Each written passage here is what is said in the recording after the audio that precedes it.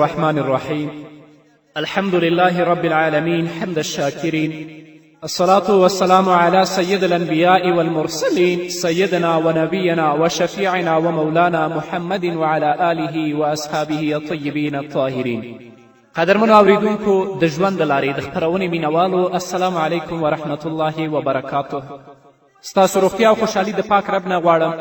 په دې هیله چې د صحت او عافیت جامې پر تن ولرئ او خوشحالي مو په برخه وي. دا دی زه محمد یاسین فهیم د ژوند د لارې د خپرونې په وړاندې کولو کې ستاسو په خدمت کې یم. زموږ د نن ورځې د خپرونې موضوع بیا هم د نړۍ نیکمرغه ښځه. که زموږ خویندې غواړي چې د نړۍ نیکمرغه ښځې وګرځي نو ځانونه د الله ته وسپاري.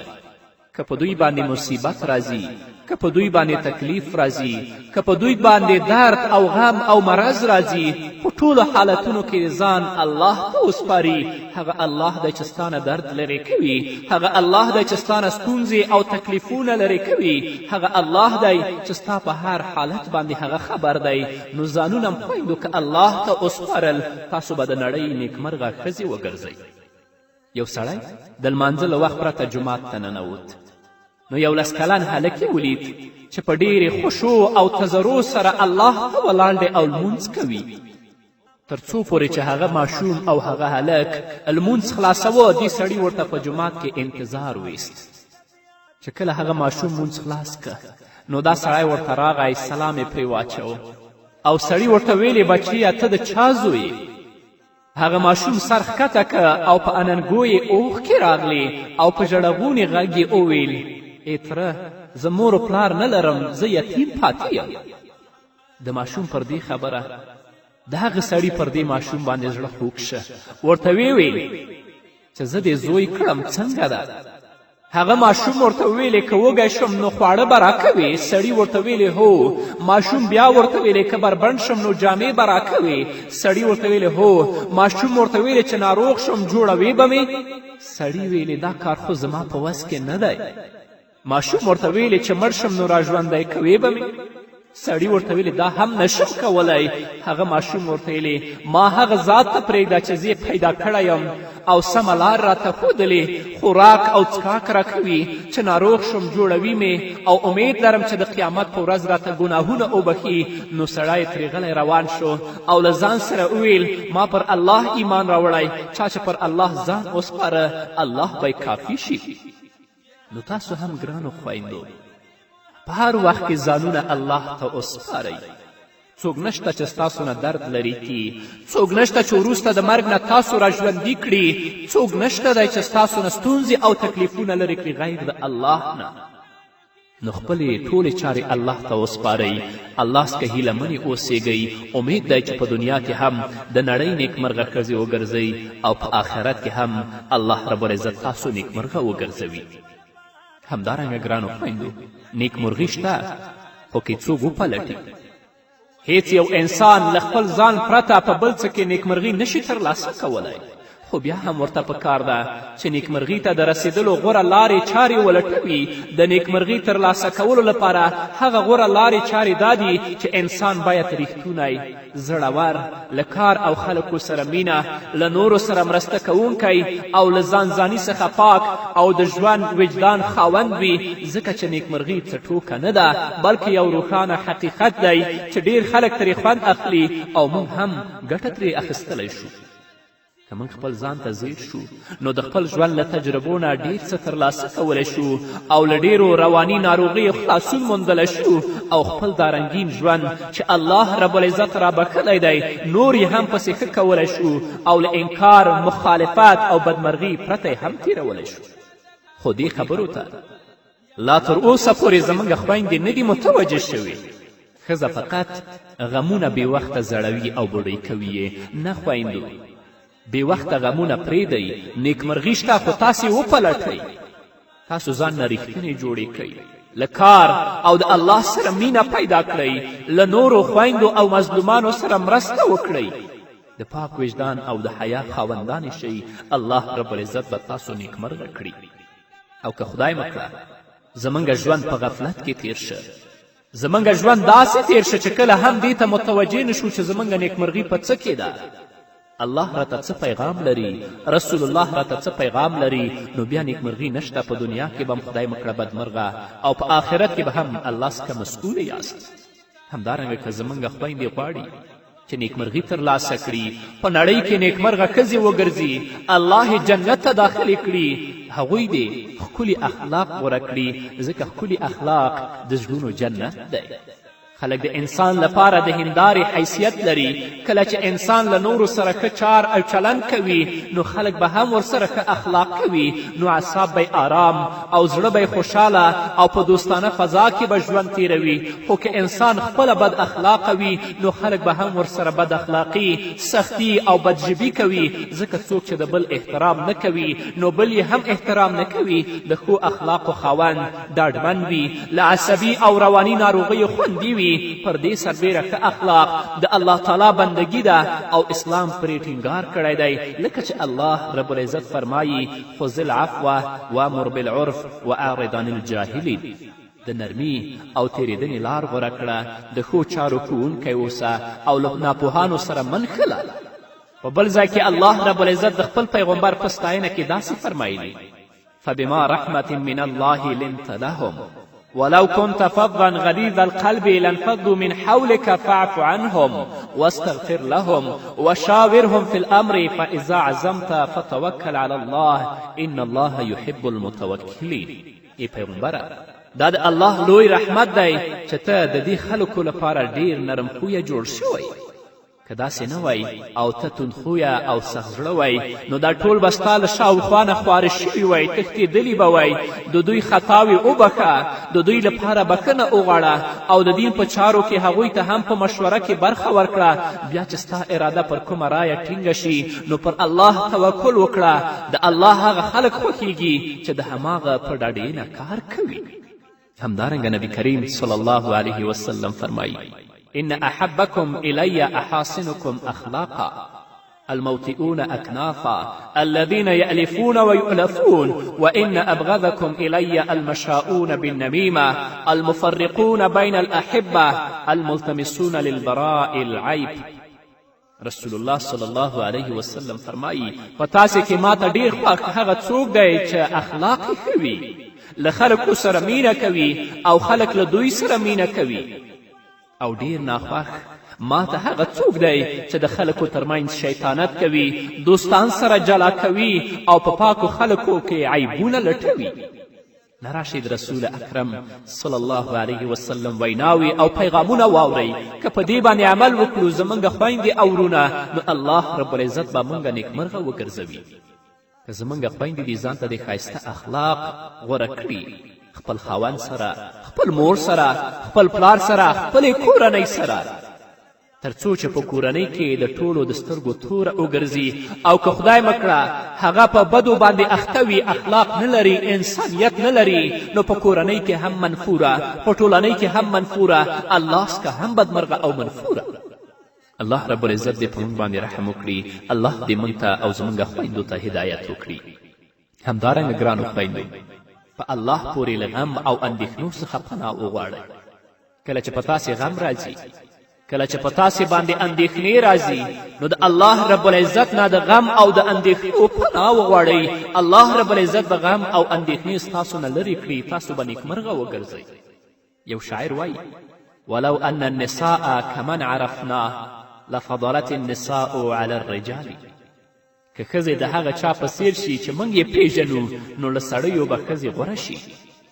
زه فکر نه کوم چې کوم هوښیار انسان تازگی او خوشحالي نه خوښوي، او زما په اند به هیڅ داسې مؤمن نه وي چې سپیروالی او ناهیلي به د هغه خوښیږي. خو ډیر ځل پر یو چا حالات داسې لاسبري شي چې خوښي او ډاډ یې ختم کړي. له دې امله که څوک الله مکړه له داسې حالاتو سره مخ شي، نو په کار ده چې د الله لور ته خپل پام راواړوي چې الله یې له هغه مصیبته خلاص کړي. ځکه چې د غم څپو ته ورغاړې وتل لا پسې د تیارو تل ته ورپرېوتل دي، او دې سره په کارونو کې کمزوري رامنځته کوي. له همدې امله به رسول الله صلی الله علیه وسلم خپلو ملګرو ته له داسې آفتونو نه د خلاصي لپاره دعا ورکوله چې په داسې حالاتو کې له الله رب العزت څخه د خلاصون دعا وغواړئ. لکه چې حضرت ابو سعید خدري رضی الله تعالی عنه فرمایي یوه ورځ رسول الله صلی الله علیه وسلم جومات ته راننوت نو په جومات کې ناڅاپه پر ابو امامه رضی الله تعالی عنه سترګې ولګېدې نو ویې پوښته چې ای ابو امامه څنګه په جومات کې د لمانځه له وخته پرته ناست یې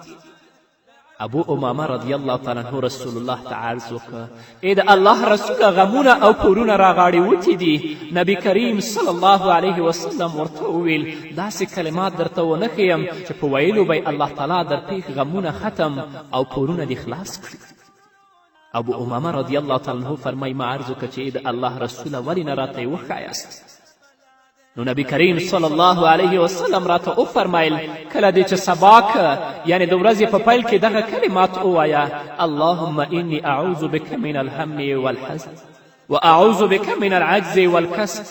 واعوذ بک من الجبن والبخل واعوذ بک من غلبة الدین وقهر الرجال ای الله زه په تا پورې له کمعقلي سستی بېزړهتوب بخیلتیا د قرض له ډېرېدو او د خلکو له غصې نه پناه غواړم ابو امامه رضی الله تعالی عنه فرمایي ما دا کار وکړه نو الله رب العزت مې غمونه ختم او قرضونه یې راڅخه ادا کړل نو تاسو هم ګرانو خویندو او ګرانو ورونو کله چې په تاسو باندې اندېښنې راځي کله چې په تاسو باندې غمونه راځي ځانونه الله رب العزت ته وسپارئ هغه الله دی چې له ستاسو نه به غمونه هغه الله دی چې له تاسو نه به اندېښنې لرې کوي او دا دعا چې رسول اکرم صلی الله علیه وسلم موږ ته راښودلې ده دا تاسو خپل ورد او ذکر وګرځوئ هیله ده چې الله رب العزت تاسو نیکمرغه وګرځوي خو نه منګه د الله در پریښی د رسول الله صلی الله علیه وسلم درم پریښی د بنده دروازو ته ولاړو د خپل د مشکل حل موږ د دیونه غواړو حتی چې کله په موږ باندې کومه ستونزه او تکلیف راشي د خپل عقیدې ته دومره هم متوجه نه چې یو هندو او کافر ته کینو هغه ته وایي چې موږ باندې دا مشکلات دي څه تعویز راته وکړه حال دا چې هغه نه ستا په دین باندې نه ستا په الله باندې نه ستا په کتاب باندې او نه ستا په پیغمبر باندې عقیده لري نه راشه غمونه او اندېښنې او حاجت دې الله سره شریک کړه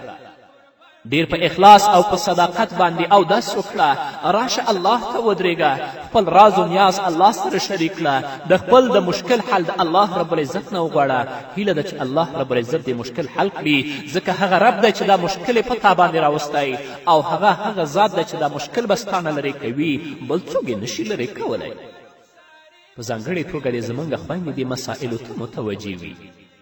چیرته چې تعویزګر او جادوګر دی د دوی نه خلاص نه دی چیرته چې زیارت دی دوی ور روانې دي نه راشئ الله سره خپل رازونه شریک کړئ الله به ستاسو مشکل حلوي بل څوک یې نشي حلولی غمونه مه کوئ ځکه د معدې زخم له هغه شیانو څخه نه جوړیږي چې تی خوري بلکې له هغه شیانو جوړیږي چې تا خوري غمونه او اندېښنې تا خوري که تا د دې ستونزو حل الله رب العزت سره شریک نه کړ نو تا ته به د معدې زخم پیدا شي او کوم نعمتونه چې الله درکړي په هغه باندې شاکره شه وما بکم من نعمت فمن الله پر تاسې ټول نعمتونه د الله له لورې دي نو د الله رب العزت شکر ادا کړه چې الله رب العزت دې په دنیا کې نیکمرغه وګرځوي الله رب العزت دې زموږ ورونو او خویندو ته د اسلامي اعمالو توفیق ورکړي تر څو چې الله رب العزت موږ په دنیا او په آخرت کې نیکمرغه وګرځوي نور به م واورو خو د یوې دمې نه وروسته لیدونکو بیا هم زموږ سلامونه او نیکې هیلې ومنئ په دې هیله چې تر دې دمه تاسو زموږ ملتیا کړې وي همدارنګه ګرانو خویندو که تاسو غواړئ چې په نړۍ کې نیکمرغه ښځې شئ نو په سختیو کې په ستونزو کې صبر وکړئ الله رب العزت ته متوجه شئ لفاطمة الزهرا رضی الله تعالی عنها څخه نقل دی چې دې به ډېرې ورځې په لږه تېرولې یوه ورځ خاوند یعنی حضرت علی کرم الله وجهه دا ولیده چې رنګ یې تک زیړ اوښتی نو خاوند یې وپوښته فاطمې دا په تا څه شوي دي چې داسې ژیړه اوښتې فاطمة الزهرا رضی الله تعالی عنها خپل خاوند ته فرمایي له تیرو 3 ورځو راهیسې په کور کې د خوراک څه نشته نو لږې داسې کړی یم علي کرم الله وجهه فاطمة الزهرا ته فرمایي ما ته دې ولې نه ویل فاطمة الزهرا رضی الله تعالی عنها حضرت علی کرم الله وجهه ته فرمایي ما ته مې پلار یعنی محمد رسول الله صلی الله علیه وسلم د واده په شپه ویلي و که علي کور ته څه راوړل نو خوره او که را نه وړل نو ترې غواړئ مه ډېرې ښځې داسې دي چې د خپلو خاوندانو د جیبونو په تشولو کې ډېر مهارت لري او ځینې خو لا داسې وي چې بالکل د خاوند په جیب کې یوه روپۍ هم نشي زغملی یعنې چې څه ورسره وویني نو غواړي چې له جیبه یې ورته وباسي نو په باریکه وخت کې په کور کې ځان ناروغه کړي او تر هغې نه غلې کیږي چې د خاوند جیب یې تش کړی نه وي او دا منل شوې خبره ده که یو ځل سړي غاړه کیښوده نو بیا د تل لپاره بیرغ نه پورته کیږي او د تل لپاره د بدبختي وزرې پرې خورېږي کیدای شي چې بدبختي پرې تر ډیر ځنډ وروسته راستنه شي او کله دغه بدبختي د خپلمنځي اختلاف بڼه هم غوره کولی شي او چې کله د خپلمنځي تاوتریخوالي بڼه غوره کړي نو بیا یې خاوند د هغه بانډکي شاعر چې هغه خپله ښځه پس له ډیرو سختیو طلاقه کړې وه او شعر وایي تعنت امامة بالطلاق ونجوت من غل الوثاق بانت فلم يألم لها قلبي ولم تدمع مآقي ودواء ما لا تشتهي النفس تعجيل الفراق والعيش ليس يطيب بين اثنين في غير اتفاق شاعر فرمایی امامه مې په طلاق وویشته او ځان مې له مضبوطې کړۍ څخه خلاص که هغه چې له ما څخه جلا شوه نو زړه مې پرې هیڅ دردمن نه شو او نه مې پرې سترګو اوښکې تویې کړې او د هر هغه شي روغتیا چې زړه یې نه غواړي ژر جلا کېدل دي او د دوو کسانو ترمنځ ژوند له اتفاق پرته نه ښه کیږي ګرانو خویندو ژوند خو هسې هم ډېر لنډ دی نو موږ یې ولې ښه پسې رالنډ کړو لکه یو شاعر فرمایي دا ژوند خو زموږ کم د محبت لپاره هم دی حیران یم چې نفرت ته وزګارېږي خلک څنګه نه په سختیو کې ته د الله رب العزت نه صبر وغواړه د فاطمة الزهرا رضی الله تعالی عنها ژوند ته وګوره چې هغې مبارکې د خپل ژوند څنګه تیر کړی او د خپل پلار خبره یې څنګه په خپل غوږ کې نیولې ده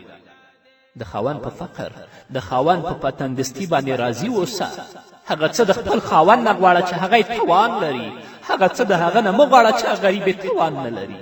ډېرې خویندې داسې شته چې خاوند مجبور کي یو کار ته که د خاوند په وس کې وي او که نه وي دا ښځې بدمرغه دي دا ښځې لعنتي دي که غواړې چې نیکمرغه شي نو راشه د رسول الله وینا واوره د فاطمة الزهرا رضی الله تعالی عنها د ژوند نه عبرت واخله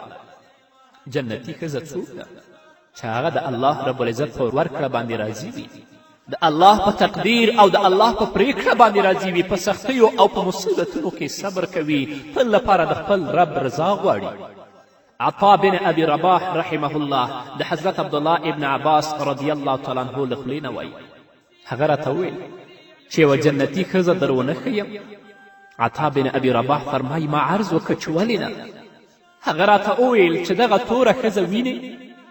دغه ښځه نبي کریم صلی الله علیه وسلم ته راغله او رسول الله ته وویل چې پر ما هره ورځ میرګي راځي راغورځېږم او چې میرګي را باندې راشي نو بیا خپل کالي شلوم او ځان بې ستره کوم ته له الله تعالی څخه زما لپاره سوال وکړه نبي کریم صلی الله علیه وسلم ورته وفرمیل ستا خوښه که صبر پرې کولی شي نو الله به د دغه صبر په بدله کې جنت درکړي او که صبر پرې نشي کولی نو هم خوښه دې ده زه به الله ته دعا وکړم روغه به دې کړي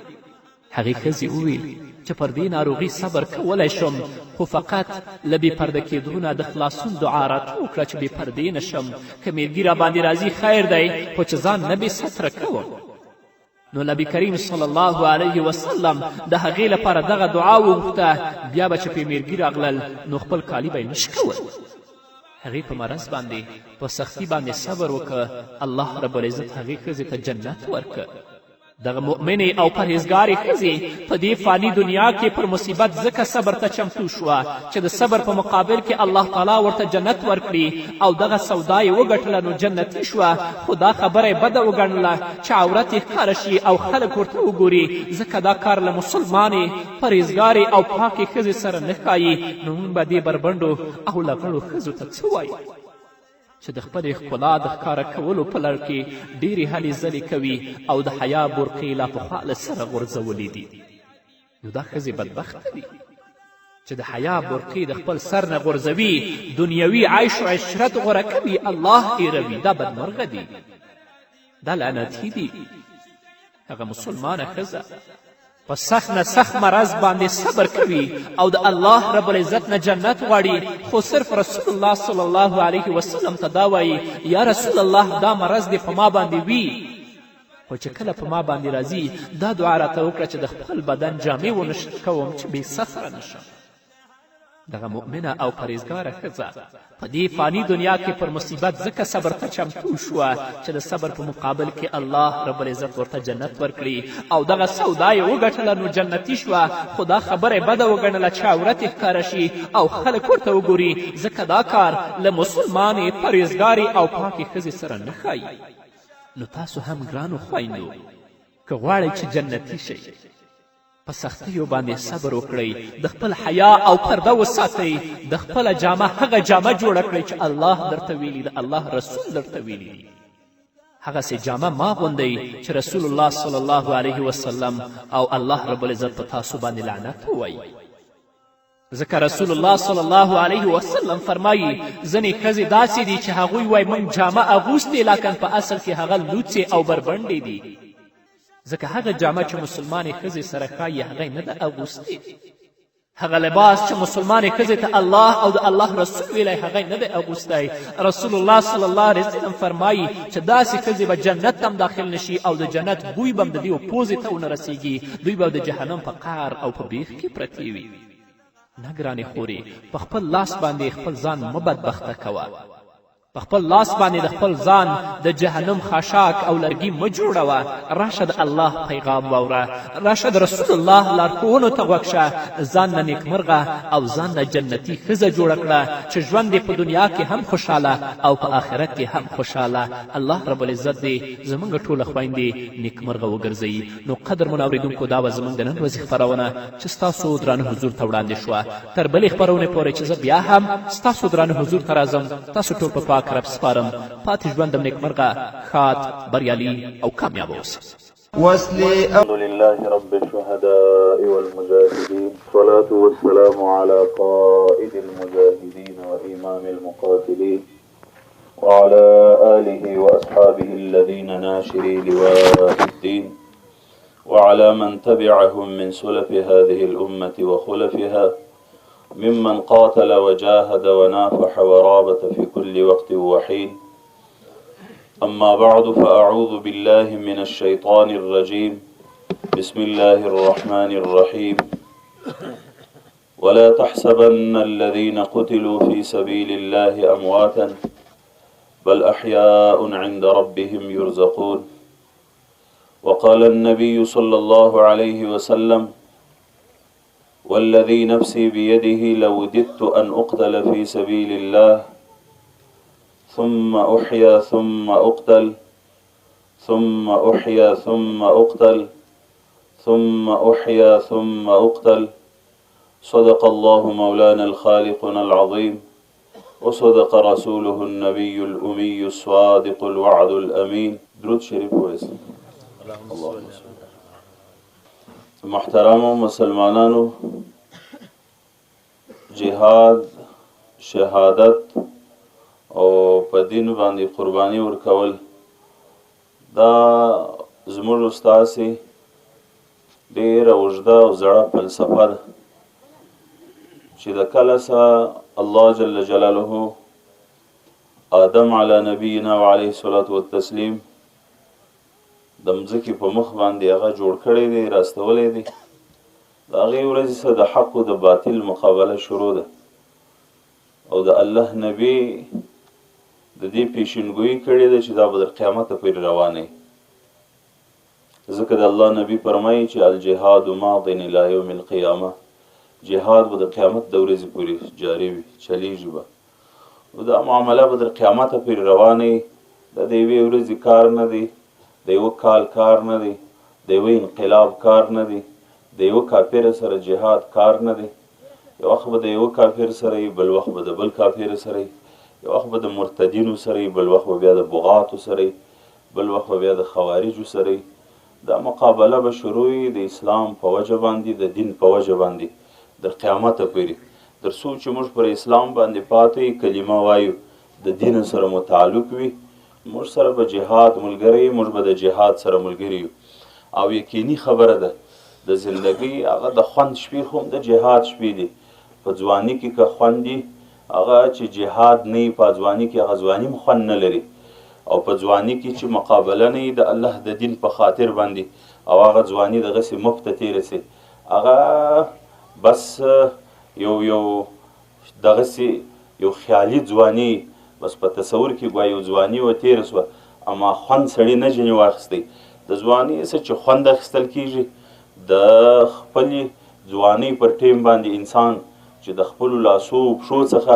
د خپل عمر چې دا د ځوانۍ اوقات دي د دې څه چې سړی میوه حاصلوي بس هغه په جهاد باندې کېږي که جهاد نه و پکښې کې بس نو بیا نور خوند نه وي پکښې کې او زندگی خو موږ خپل هم چې تصور دغسې سړی وکړي تقریبا نو چې جهاد نه په حق باندې مقابله نه شهادت نه اندامونه د دین په وجه باندې ورکول نه دا مسلمانۍ سم سړی خاص خوند نسي اخیستی دا دغسې سړه پړه مسلماني چې نه سړی پر خوږ نه پر زخمي نه پر شهیدي نه پر بېعزتي نه پر مهاجري نه پر سپکي دغه مسلماني هم دی خوند هم سړی نسي اخیستی ځکه خوند هلته سړی د مسلمانۍ څه هغه اخیستلی سي پورته کولی سي چې د دغه مسلمانۍ په وجه باندې سړی پر دا سر ټکول کېږي یوه ورځ مهاجرې بله ورځ بیا د هغه په وجه جهاد په وجه باندې بیا بېعزته بل وخت کور و جایداد و بچي در څه پاتی بل وخت بیا د هغه جهاد په وجه باندې د همدغه دین په وجه باندې لاس نه وي پښه نه وي کله سترګه نه وي کله دواړې نه وي او کله بیا داسې چې سرم نه وي بچي یتیمان یې ښځه کونډه مور بوره نو دلته بیا سړی د اسلام څخه خوند هم اخیستی سي د اسلام په وجه چې سړی دغه مشکلات وزغمي دا یوسي خوند هم دلته اسلام کوي ځکه هغه زموږ ستاسې پښتو کې یو محاوره ده وایي اوسپنې چې څوره قدر او استاکار چې خلک ورته وایي زموږ په اصلاح کې خو موږ پش ورته وایي چې څونه قدر دا اوسپنه ټکوي څونه یې در ورو باسي په هغه اوسپنه کې اصلیت راځي اوسپنه د هغو نه نه ور اصله کېږي دا په شانو څه چې سړی پوښتنه وکړي چې څونه اوسپنه وټکول سي څونه هغه د اور در کوره دا ووځي بار بار هغه د هغو نه اصله سي د هغومرې تیره سي بیا ښه خوراک کوي مسلمان چې کله د دین په وجه ډېر وټکول سو ډېر خوښ سو ډېر ذلیله سو ډېر خوار سو د دین په وجه باندې چې د دین سره تعلق و مشکلات ورته متوجه کېدل په مسلمان کې اصلیت راځي او مسلمان د هغو نه په قدر د درجه نوره لوړېږي دا مسلمان څه اصلي مسلمان جوړېږي او تقریبا چې څومره قدر د دین په وجه پر موږ مشکلات راځي قدم په قدم موږ د نبي و انداز ته نږدې کېږو چې کوم د نبي زمانه وه کوم د نبي زندگی وه چې د هغه سره صحابه و رضوان الله علیهم اجمعین هغو کوم خدمتونه وکړه کوم غزوات وسوه کوم جهادونه هغو کړي وه د اسلام په خاطر چې کومې ستړي پر موږ باندې راځي دومرې و صحابهو ته نږدې کېږو دومرې و نبي ته نږدې کېږو یعنې موږ خپل اصل ته ځان رسوو هغه په مشکلاتو باندې ځکه چې زموږ پر نبي باندې د اسلام په خاطر کومې ستړي باندې راغلي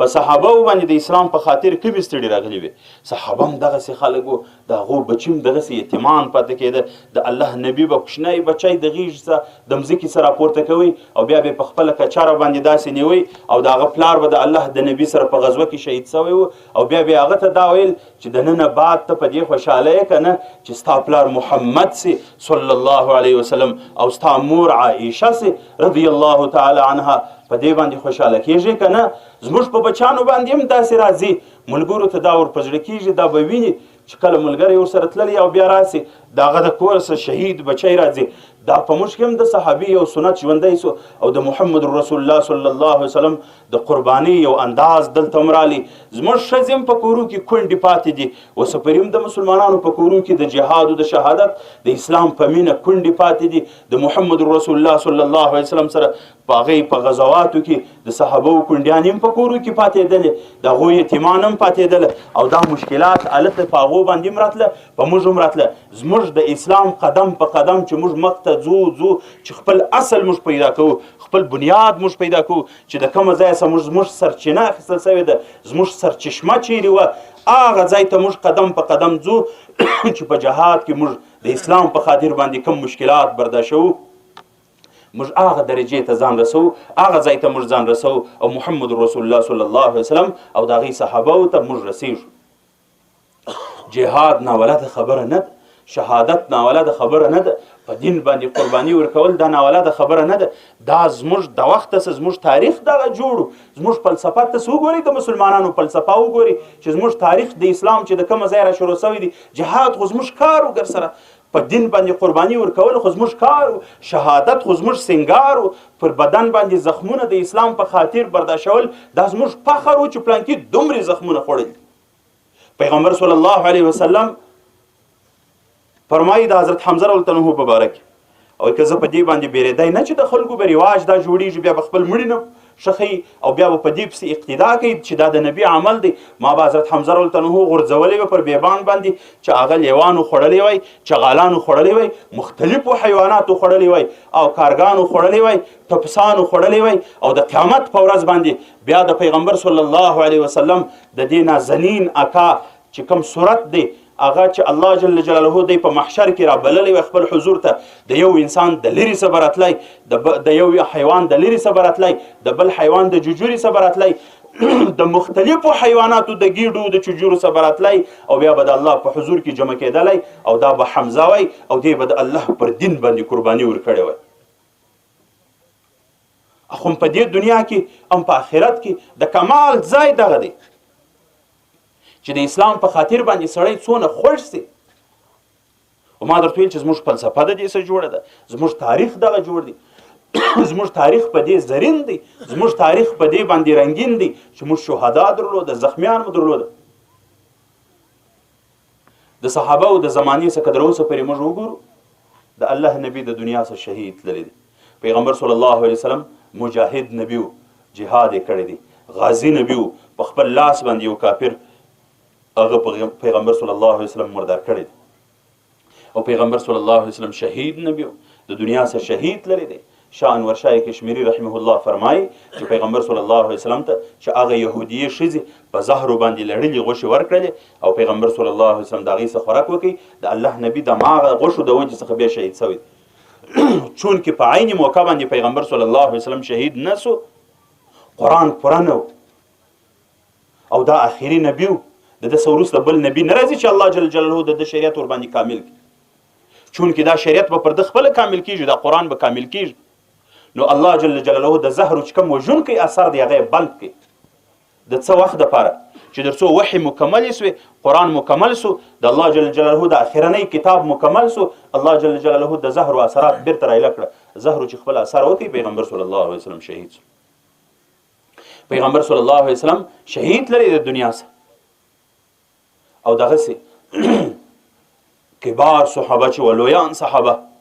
حضرت عمر رضی الله عنه په مسجد کې په محراب کې د سهار د لمانځه په وخت باندې په خپله سینه باندې خنجرونه وخوړه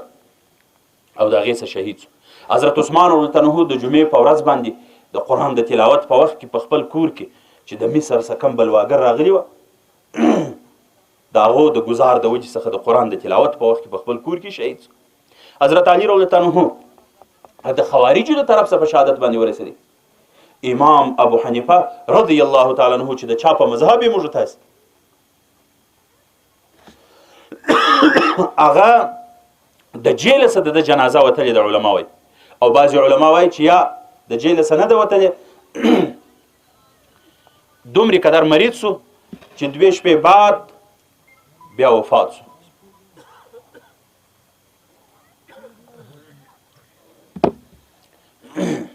دا په دین کې چې موږ په چا پسې اقتدا کوو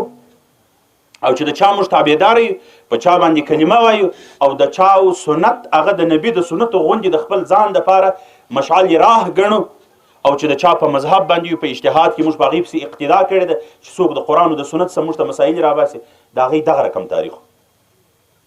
او جهاد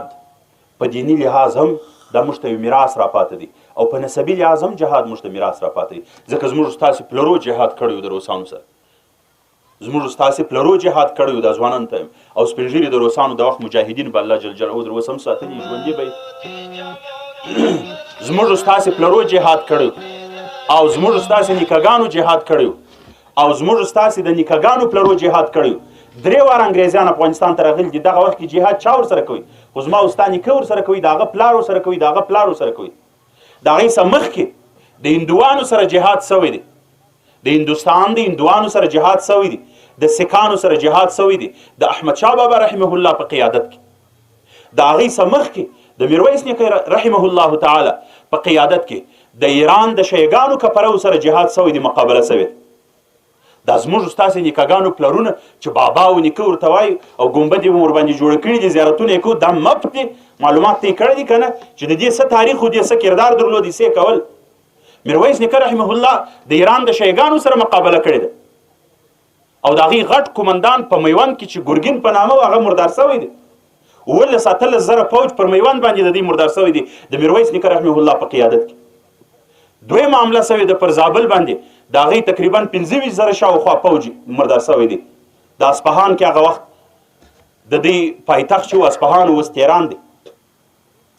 او د هغې څه وروسته بیا پر نیمروز باندې مقابله ورسره سوې ده د میرویس نیکه رحمه الله په قیادت کې،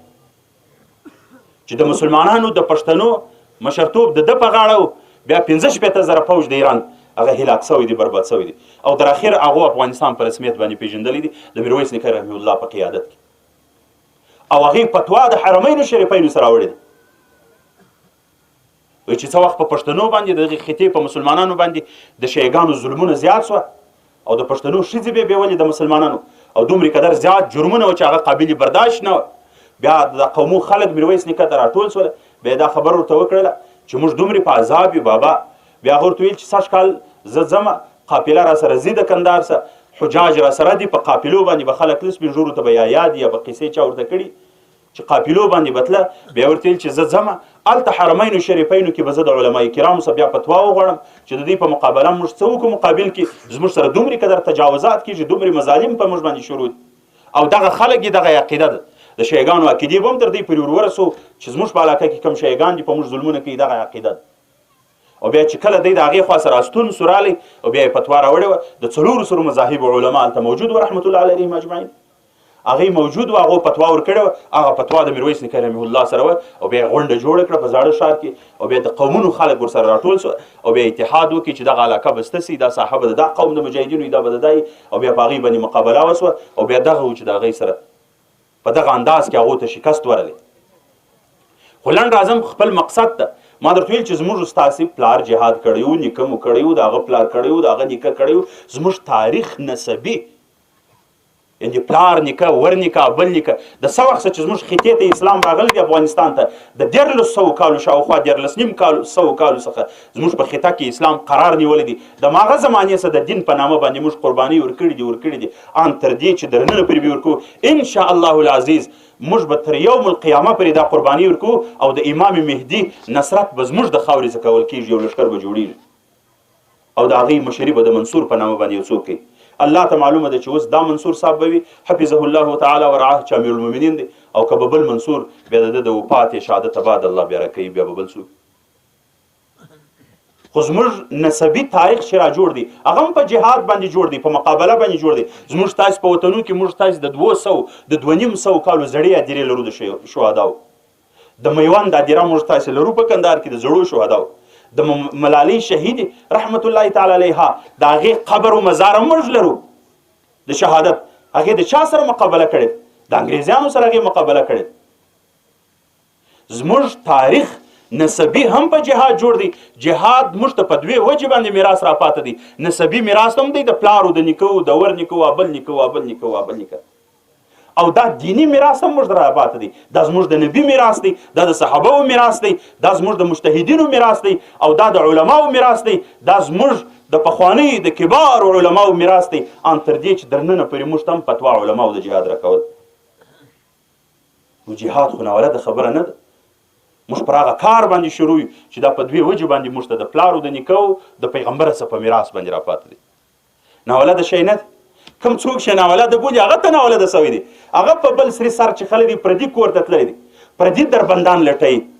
د هغه د مغزو څخه هغه خپل تصور د مسلمانۍ تللی دی، خپل د قوم تصور ځینې تللی دی چې زموږ قوم پر چیش باندې جوړ موږ څه کول.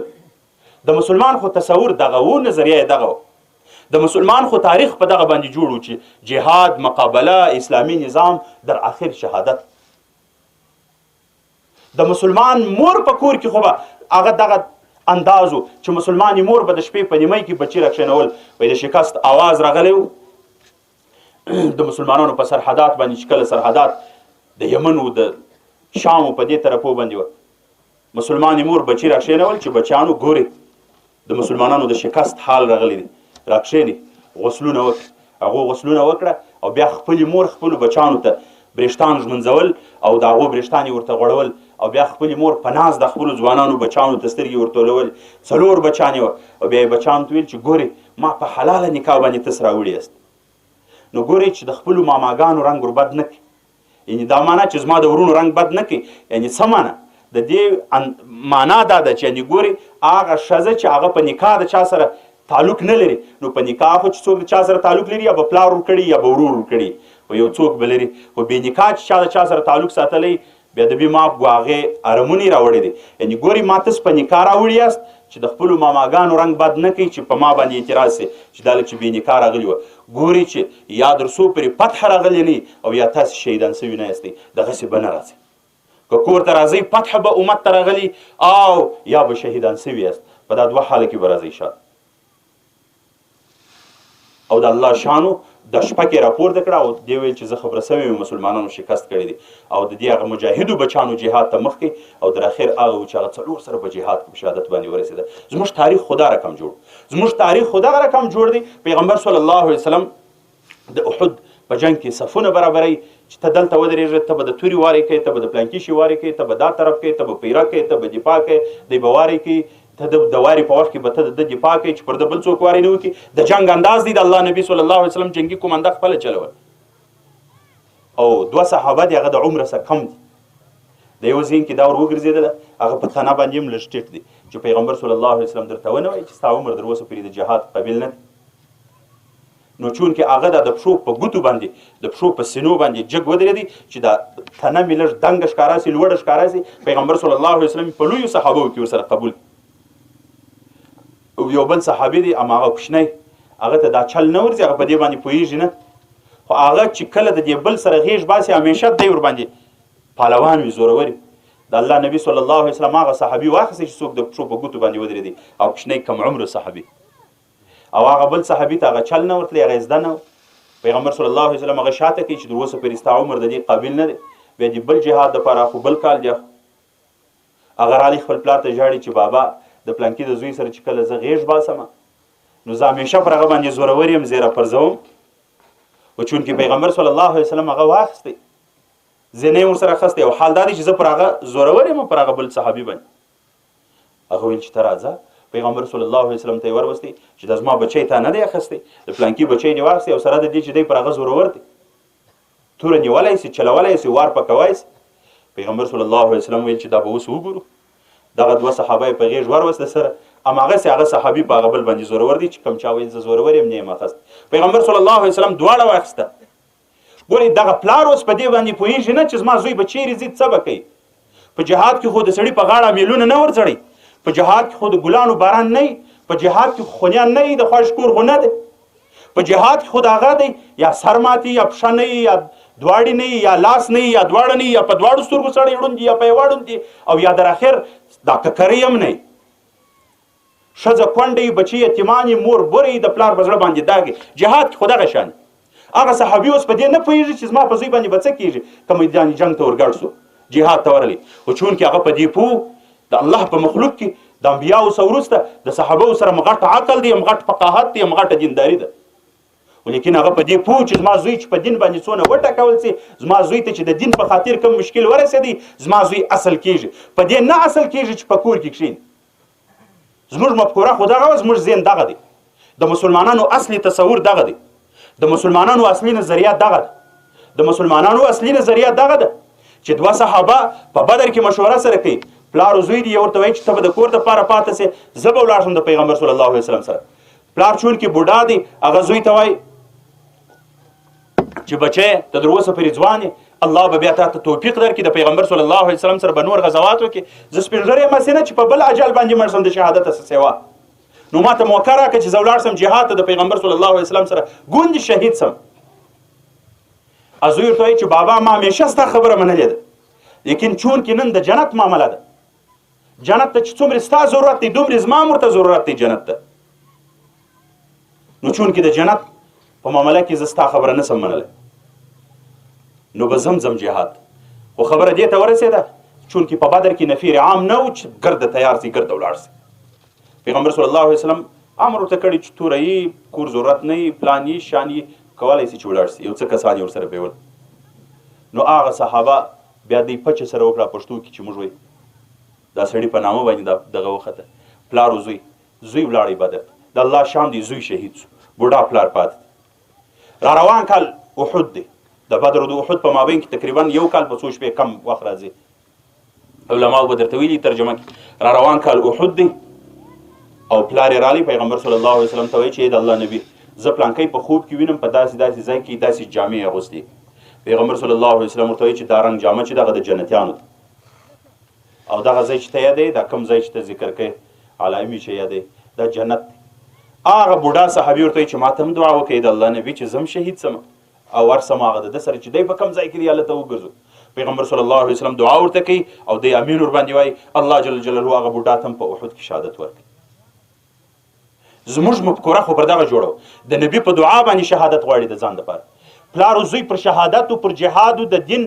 د حفاظت په خاطر چې کومه مقابله د سره جوړیږي نه او بیا چې دی پر هغه باندې پچه کوي زموږ مفکوره خو پر دې باندې جوړو د مسلمان خو اصلي مفکوره دغه ده د مسلمان اصل نظریه خو دغه ده دا خو د مسلمان نظریه نه ده چې زه دې په کور کې ناست یم زه دې خوندي یم اما د الله کتاب چې دی هغه دې په اور باندې نعوذ بالله سوځل کېږي زه دې په کور کې ناست یم ما ته دې تاوان نه رسېږي د الله کتاب دا الهي وحي دا دې په مرمۍ باندې د یهودو نصاراو د طرف څخه سوری کېږي دا خو د مسلمان نظریه نه ده دا خو د مسلمان نظریه نه ده چې زما زوی دې په کور کې ناست دي بېغمه دي او خوري و چښي دي او هېڅ دې نه ورباندې کېږي په سایه او په یخو په ګرمي کې د هغې حفاظت کېږي اما د محمد رسول الله صلی الله علیه وسلم دې سپکاوی کېږي او د مسلمانانو د نوامیسو دې سپکاوی کېږي او د الله د کتاب دې سپکاوی کېږي د مسلمانانو د مساجدو دې سپکاوی کېږي دا خو د مسلمان نظریه نه ده دا د مسلمان مفکوره نه ده د مسلمان مفکوره دغه ده زموږ خپله نظریه دغه ده زموږ خپله مفکوره دا ده چې د الله کتاب په حفاظت کې موږ دې شهیدان سو که کومې مرمۍ چې د الله پر کتاب باندې پر دې الهي وحي باندې لګېږي هغه مرمۍ دې د الله د کتاب پر ځای زموږ سینې ونوش کړي هغه مرمۍ دې زموږ په سینه باندې ولګېږي هغه ورونه چې د الله پر کتاب باندې پر دې الهي وحي باندې بلیږي هغه ورونه دې زموږ پر جسدو باندې بل سي لیکن د الله کتاب دې محفوظ سي هغه بې عفتۍ او بې عزتۍ چې د محمد رسول الله صلی الله علیه وسلم په شان کې کېږي هغه دې زموږ سره وسي موږ دې شهیدان سو زموږ ځوانۍ دې نیمه خوا سي زموږ د بچو ځوانۍ دې نیمه خوا سي زموږ مینې دې خرابې سي زموږ جایدادونه دې خراب سي زموږ حکومتونه دې ونړېږي زموږ نظامونه دې ورته قربان سي لیکن د محمد رسول الله صلی الله علیه وسلم عزت دې برحاله وي د محمد رسول الله شریعت دې ژوندی وي اسلامي نظام دې ژوندی وي زموږ خو دغه مفکوره ده دغه خلک چې نن د جهاد ځان کاږي نن د جهاد فریضه یو قسم تعویلات ورته کوي د ځان یې اړوي چې پر ما فرض نه دی پر موږ فرض کېږي نه جهاد په هغه وخت کې فرض کېږي او دې ته رنګارنګ تعویلات کوي ورپندې او محملونه ورته جوړوي هغه خلک چې د دې څه ځان کاږي دا پردی مفکوره هغه خپل مغزو ته اچولې ده دغه پردی تصور یې خپل کړی دی خپل اسلامي تصور یې نه دی راخستی پردی نظریه یې راخستې ده نو هغو ته موږ دعا کوو چې الله دې هدایت ورته وکړي چې هغو کې خپل تصور او خپله نظریه ژوندی سي ورنه که هدایت نه وي الله دې د مځکې د مخه سره ټول کړي ځکه په دې شانو باندې زموږ د مسلمانانو نوم اسې ورباندې پروت دی لیکن جوهر نشته پکښې کې اس مسلماني په بدنامه ده یقیني خو راځو دې خبرې ته ما درته ویله چې جهاد دا موږ ته د دین د لحاظه میراث راپاته دی دا د نسب د لحاظه میراث راپاته دی خو لیکن جهاد موږ کوو د چا سره مقابله شروع ده لکه مخکې هغه بل مولوي صاحب دامت برکاتهم العالیه دې ته اشاره وکړل په دې باندې خبره وکړه چې اوس خلک قسم خبرې کوي ته یې به م اورېدلي موږ هم همیشه د مسلمانانو سره نوي خبرې نه ورته کوو د شهداو په محفلو کې هم دغه خبرې ورسره مناقشه کوو څېړو یې جهاد د چا سره کوو د چا سره مقابله شروع ده ولې شروع ده پر چیش باندې څه پیښه ده یو خو دا زموږ ته دا ساده مسلمانان سر یې نه خلاص هلمند کې وخت موږ په ګریج کې بېادبي دي معافي د علماو د مخ نو انګریزیانو په هغه ټیم کې امریکایان لا نه ورغلي بیا وروسته کې یوه قرارګاه د ډنمارکیان راله په د حیدرآباد کې نو جنګ وسو تفصیلي جنگ به سوی نو په هغه وخت کې د مجاهدینو امیر که څوک هلمند کې ولایت د ګریش ولسوالي کې حاجي شفیع الله رحمه الله الله دې شهادت قبول کړي نو مجاهدین ستړي سوه انګریزان مات سوله نو هغه چې شاته ولاړه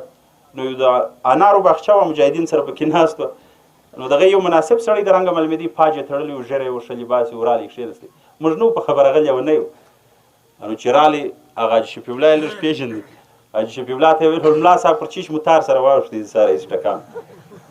یو خو دا زموږ ساده مسلمانان یې 14 کاله جنګ اوس دی تر اوسه په دې خبر لا نه دي چې د دې تار په چیش سره اوښتې که سره پېښه چیشي د چیشي و پیښه مو د الله پر نظام ده ورسره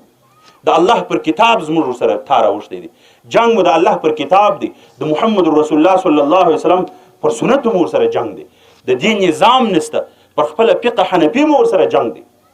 په دې باندې خود موږ ته زړه درد راکوي دوی د دهشتګرو د تروریستانو نومونه په موږ دي په الله قسم د مځکې پر مخ باندې د ټولو غټ دهشتګرد امریکا ده په رأس کې هغه دی نور عالمي کفر ورسره دی دوی پر موږ دهشتګردي کوي دوی پر موږ تجاوز کوي دوی ظلم را باندې کوي سیک د خپل سیکي دین اختیار لري د مځکې پر مخ هغه جرم نه دی هندو د خپل هندویزم اختیار لري بت پرسته د بت پرستۍ اختیار لري ورپرسته د ورپرستۍ اختیار لري غواپرسته د غواپرستۍ اختیار لري اما هغه مسلمانان چې پاوبالا عرب نفوس د مځکې پر مخ لري موږ ولې د الله د کتاب د چلولو اختیار نه لرو موږ بل څه ظلم کړی دی کم تجاوز مو کړی دی څه سوي دي چا څه وکړله چې په موږ باندې دغه حال جوړ دی صرف او صرف زموږ وینا دا ده چې موږ د خپلې زندګۍ نظام حیات د الله په کتاب باندې جوړو اسلامي نظام موږ جوړو د هغې خلاصه د اسلامي نظام زموږ تمام طرز العمل به د محمد رسول الله صلی الله علیه وسلم طریقه وي او فقه حنفي به د هغو څخه موږ ته استخراج کوي بس موږ دغه خبره ده جنگ پر دغه دی موږ نه پرېږدي د الله و کتاب ته موږ نه پرېږدي د محمد رسول الله صلی الله علیه وسلم و نظام ته موږ نه پرېږدي خپل د مذهب و نظام ته بس جنگ مو پر دغه دی او موږ خپل د مذهب نظام غواړو موږ خپل د عقیدې نظام غواړو موږ د الله نظام غواړو الله چې په خپل کتاب کې کوم شي ته حق ویل دي د مځکې پر مخ موږ هغه شي ته حق ویل غواړو هغه ته حق کول غواړو هغه په نظام کې راوستل غواړو الله چې په خپل کتاب کې کوم شي ته باطل ویل دي د مځکې پر مخ باندې موږ هغه شی باطلول غواړو په خپل نظام کې هغه ته د باطل قرار ورکول غواړو الله چې په خپل کتاب کې کوم شي ته روا ویل دي د مځکې پر مخ باندې موږ هغه ته روا چلول ورکوو د الله چې په خپل کتاب کې کوم شي ته ناروا ویل دي هغه ته د مځکې پر مخ موږ ته د ناروا نوم هغه شي ته ورکوو بس جنګ مو پر دغه دی چې الله کوم شي ته حق ویل دي هغه ته حق وایي چې الله کوم شي ته باطل ویل دي جنګ مو پر دغه بس د مځکې پر مخ باندې د دوو خدایانو جنګ دی یو الله دی یو امریکا دی موږ د الله بندګان یو د امریکا د بندگانو را سره جنگ دی موږ د الله خبره د مځکې پر مخ را لوړو د امریکا بندگان د امریکا خبره د مځکې پر مخ را لوړي بس د اسانه خبره د امریکا خبره د دیموکراسي د الله خبره د اسلامي نظام بس پر دې مو سره جنگ او ما درته ویل چې د بعضو مسلمانانو خو در اوسه پورې سر نه دي خلاصوي چې در اوسه پورې د دوی په چیش باندې سره جنگ او مقابله په چیش ده زموږ اسلامي نظام نړېدلی دی دوباره اسلامي نظام اعاده کول غواړو په عالم اسلام کې چیرې د مسلمانانو سره ظلم کیږي هغه مسلمانان د ظلم څخه خلاصول غواړو په دې باندې مو سره مقابله ده او ما درته ویل چې زموږ یو څه نکتې واضح کوو در سره هغو کې یوه نکته دی بعضې خلک وایي چې دې خواته مسلمان دی هغه خواته مسلمان دی موږ ورسره یان اوس په دې کې د جهاد حکم پر چا باسي چاته یې باسي څوک پر حق دي څوک پر باطل دي بعضې خو د ماجتان په غلوته چې ناست دي بېادبي دي ډېره مافي انو باره په دې کې هم یو دانه دانه پیدا شي وایي خدای دې حق کامیابه کړي زموږ ولاکه سر په خلاصېږي چې حق د چا په جانب کې دی دغه ته نو زه وایم دا نو دوې خبرې دي دوه خو یې د منافق رقم ده او سړی نو د دوه حاله نه دی خالي یا منافق دی غږ نه کوي او یا ډېر بې عقل دی بې عقلي در بیخي هغه د طالبانو پر چم درېلا خبرې رسېدلې ده اندازه سړي ته نور کوي چې اوس نو هغه سړی دغه په وکړي تعبیر په وکړي چې څومره بې عقلي ده یو خواته د الله کتاب دی بل خواته دیموکراسي ده د دغو دوو سره جنګ دی اوس هم ستا سره نه خلاصېږي چې حق د چا په جانب کې دی یو طرف ته امریکایان دي بل طرف ته مسلمانان صلیبیان دي یهود و نصارا دي بل طرف ته مسلمانان دي د مسلمانو د کافر سره جنگ دی د یهودیو د صلیبیو او د نصرانیو د مسلمان مقابله د استاد حق نه معلومیږي چې حق د چا په جانب کې دی د هغو سره ملګري ورسره دي د مرتدین یو طرف ته د دغه لښکر پاسداري و سالاري مرحوم امیر المؤمنین رحمه الله تعالی رحمتا واسعه ملا محمد عمر مجاهد الله دې بهترینه بدله د تمام امت د طرفه سوار کړي. دومره احسان یې پر موږ کړی دی چې جهاد یې ژوندی کړی دی، دومره احسان یې پر موږ کړی دی چې بیا نورې خبرې دي چې زموږ شمله یې نه ده کښته کړې. په یو مسلمان باندې د مدینې منورې په مهاجر باندې تمام نظام چپه کړی دی او محمد رسول الله ته زموږ سترګې رالوړې کړي دي چې د هغه د بچي په خاطر باندې، د هغه د وطنوال په خاطر باندې، د هغه د یو قومي په خاطر باندې الله ته زموږ سترګې رالوړې کړي دي. الله دې بهترینه بدله ورکړي. داسې دعا الفاظ مو په ژبه نه راځي چې ورته وي. یو طرف ته قیادت دا 14 کاله ده کوي او بل طرف ته قیادت هغه ناموس پروشه کوي، کرزي هغه ضمیر پروشه، افغان پروشه، وینه پروشه، هغه سړی قیادت کوي. د دغو دوه کسانو په برابر کې هم سړي ته نه معلومیږي چې حق د چا په جانب کې دی. د امیر المؤمنین مرحوم او د کرزي سره مقابله ده. یو هغه ضمیر پروشه سړی دی، وطن پروشه دی، ناموس پروشه دی او د شهداو د وینو دلال دی، د پښتنو د ناموس دلال دی، د هغو باړې خوري. یو طرف ته دغه سړی دی او بل طرف ته امیر المؤمنین دی چې هغو د پښتنو د مسلمانانو د ناموس دومره محافظ و چې زه یو مثال درته پیښوم چې په خپل دور حکومت کې د په امارت په دور کې د یو قانون جاری کړي چې کومې ښځې چې بهر راوځي د کور وسه چې کوم څپلۍ په پښو کوي هغسې څپلۍ به نه په پښو کوي چې د هغو د ځمکې ته ورڅر موږ تلی ورته وایي چې د هغې دا تلی دا د کلکې چمړې یا د موادو څخه جوړي چونکې دا پر کلکه مځکه باندې اواز جوړوي او زما ضمیر دا نه قبلوي چې زه د مسلمانانو امیر یم پردی سړی دی بیا پردی ښځې ته ګوري ولې چې چپلۍ اواز جوړ کړي د سړي نظر راوړي چې نظر یې ور واوښتي بیا خو ورته ګوري زما ضمیر دا نه قبلوي. د مسلمانانو د ښځو دپاره یې پستې څپلۍ خوښولې کلکه څپلۍ هم نه ورته خوښول چې اواز جوړوي او زما ضمیر و غیرت دا نه برداشي چې زه به د مسلمانانو مشر یم او زما په مشرتوب امارت کې به بیا پردی سړی پردی ښځې ته ګوري په بد نظر باندې او بل طرف ته هغه سړی دی چې هغه 22 یا 25 نجونې د یورپي دورې دپاره استوي او بیا میډیا پر دې باندې خورا پوه شو راغوندي دې خبرو ته چې په دې کې د 14 کالو څخه کمه نه وه د 14 یا د 18 کالو څخه زیاته نه وه. دا وګرځېدې تمام غرب د پارلمانو دوره یې وکړه د یورپ او بیا د دې سره په الله قسم که یا د 50 کالو نارینه ورسره و یا د 100 کالو نارینه هیڅ محرم د دې سره نه و. دا وګرځېدې د یورپ د پارلمانو دوره یې وکړله په هغه دوره کې دا ورته ویل چې موږ په افغانستان کې د لوبو ځایونه نه لرو. دغه ته به د ناموس دلال وایي، دغه ته به ناموس پروشه وایي چې د پښتانه یا د افغان د ناموس په عوض کې د انجونو ته د لوبو ځایونه ور پیدا کوي. دلالي خو به دغه ته وایي. دا په ښځه خوا نه بدول، د همسایه په ښځه خوا نه بدول یا په خپله لور خور خوا نه بدول په پښتو کې او دا و بل چاته د ادب دی د مردګویو د اوسۍ دپاره وسپارل دغه ته خو عربي کې دوس وایي دیوس. څه ورته وایي؟ دیوس. دا په ښځه خوا نه بدي یا په لور نه بدي یا په مور نه بدي. د کرزي و د اشرف غني ښځ د اوباما سره لاس په لاس روغبړ کوي که نه کوي؟ تی به یا په میډیا لیدلی یا به نه لاس په لاس روغبړ ورسره کوي که نه؟ لاس په لاس روغبړ ورسره کوي. د دوی د حکومت د ټولو مشرانو تقریبا د هغو معنیګانې هغه د یورپ د غرب چې کوم مشران دي د امت مسلمه د بچانو د یو کالو د 5 میاشتو د بچانو چې کوم قاتلان دي د دې سره لاس په لاس روغبړ کوي. اوس دغه ته به موږ ته دوس وایو په پښتو کې چې د یو سړي معاینه د یو بل سړي سره لڅ مخ لاس په لاس روغبړ کوي او بیا سینګار هم پکې چې سبا اوباما راځي لږ د شکل و ترتیب برابر کړي. دغه ته خو موږ دیوس وایو او زموږ اسلامي کم تعلیمات هم دې ته دیوس وایي. زموږ په پښتو کې موږ دې ته دیوس وایي. تقریبا پښتو الحمدلله اکثره د اسلام سره جوړه ده سره. نو یو طرف ته دا دوس دی او بل طرف ته هغه د مسلمانانو د ناموس محافظ دی. اوس هم تا ته حق نه در معلومیږي چې حق د چا په جانب کې دی؟ د یوس و د یو صاف مسلمان سره مقابله ده. اوس تا ته درک نه معلومیږي چې دا د اوس پر حق دی که دا سم سړی پر حق دی؟ چې دا سر یې نه په خلاصېږي نو دغه هم سړی وي دغه هم لږ شاغش شي. څنګه چې سړی دا دوه نه سره پېژني. نو یو خبره دا ده ما درته ویل چې دوی وایي چې زموږ په حق سر نه خلاصېږي. نو یو طرف ته قرآن دی بل طرف ته دیموکراسي ده یا منسوخ تحریف سوی انجیل دی د هغه قوانین دی پر موږ باندې تطبیقوي. یو طرف ته دغه نیکان خلک دي چې مشرتوب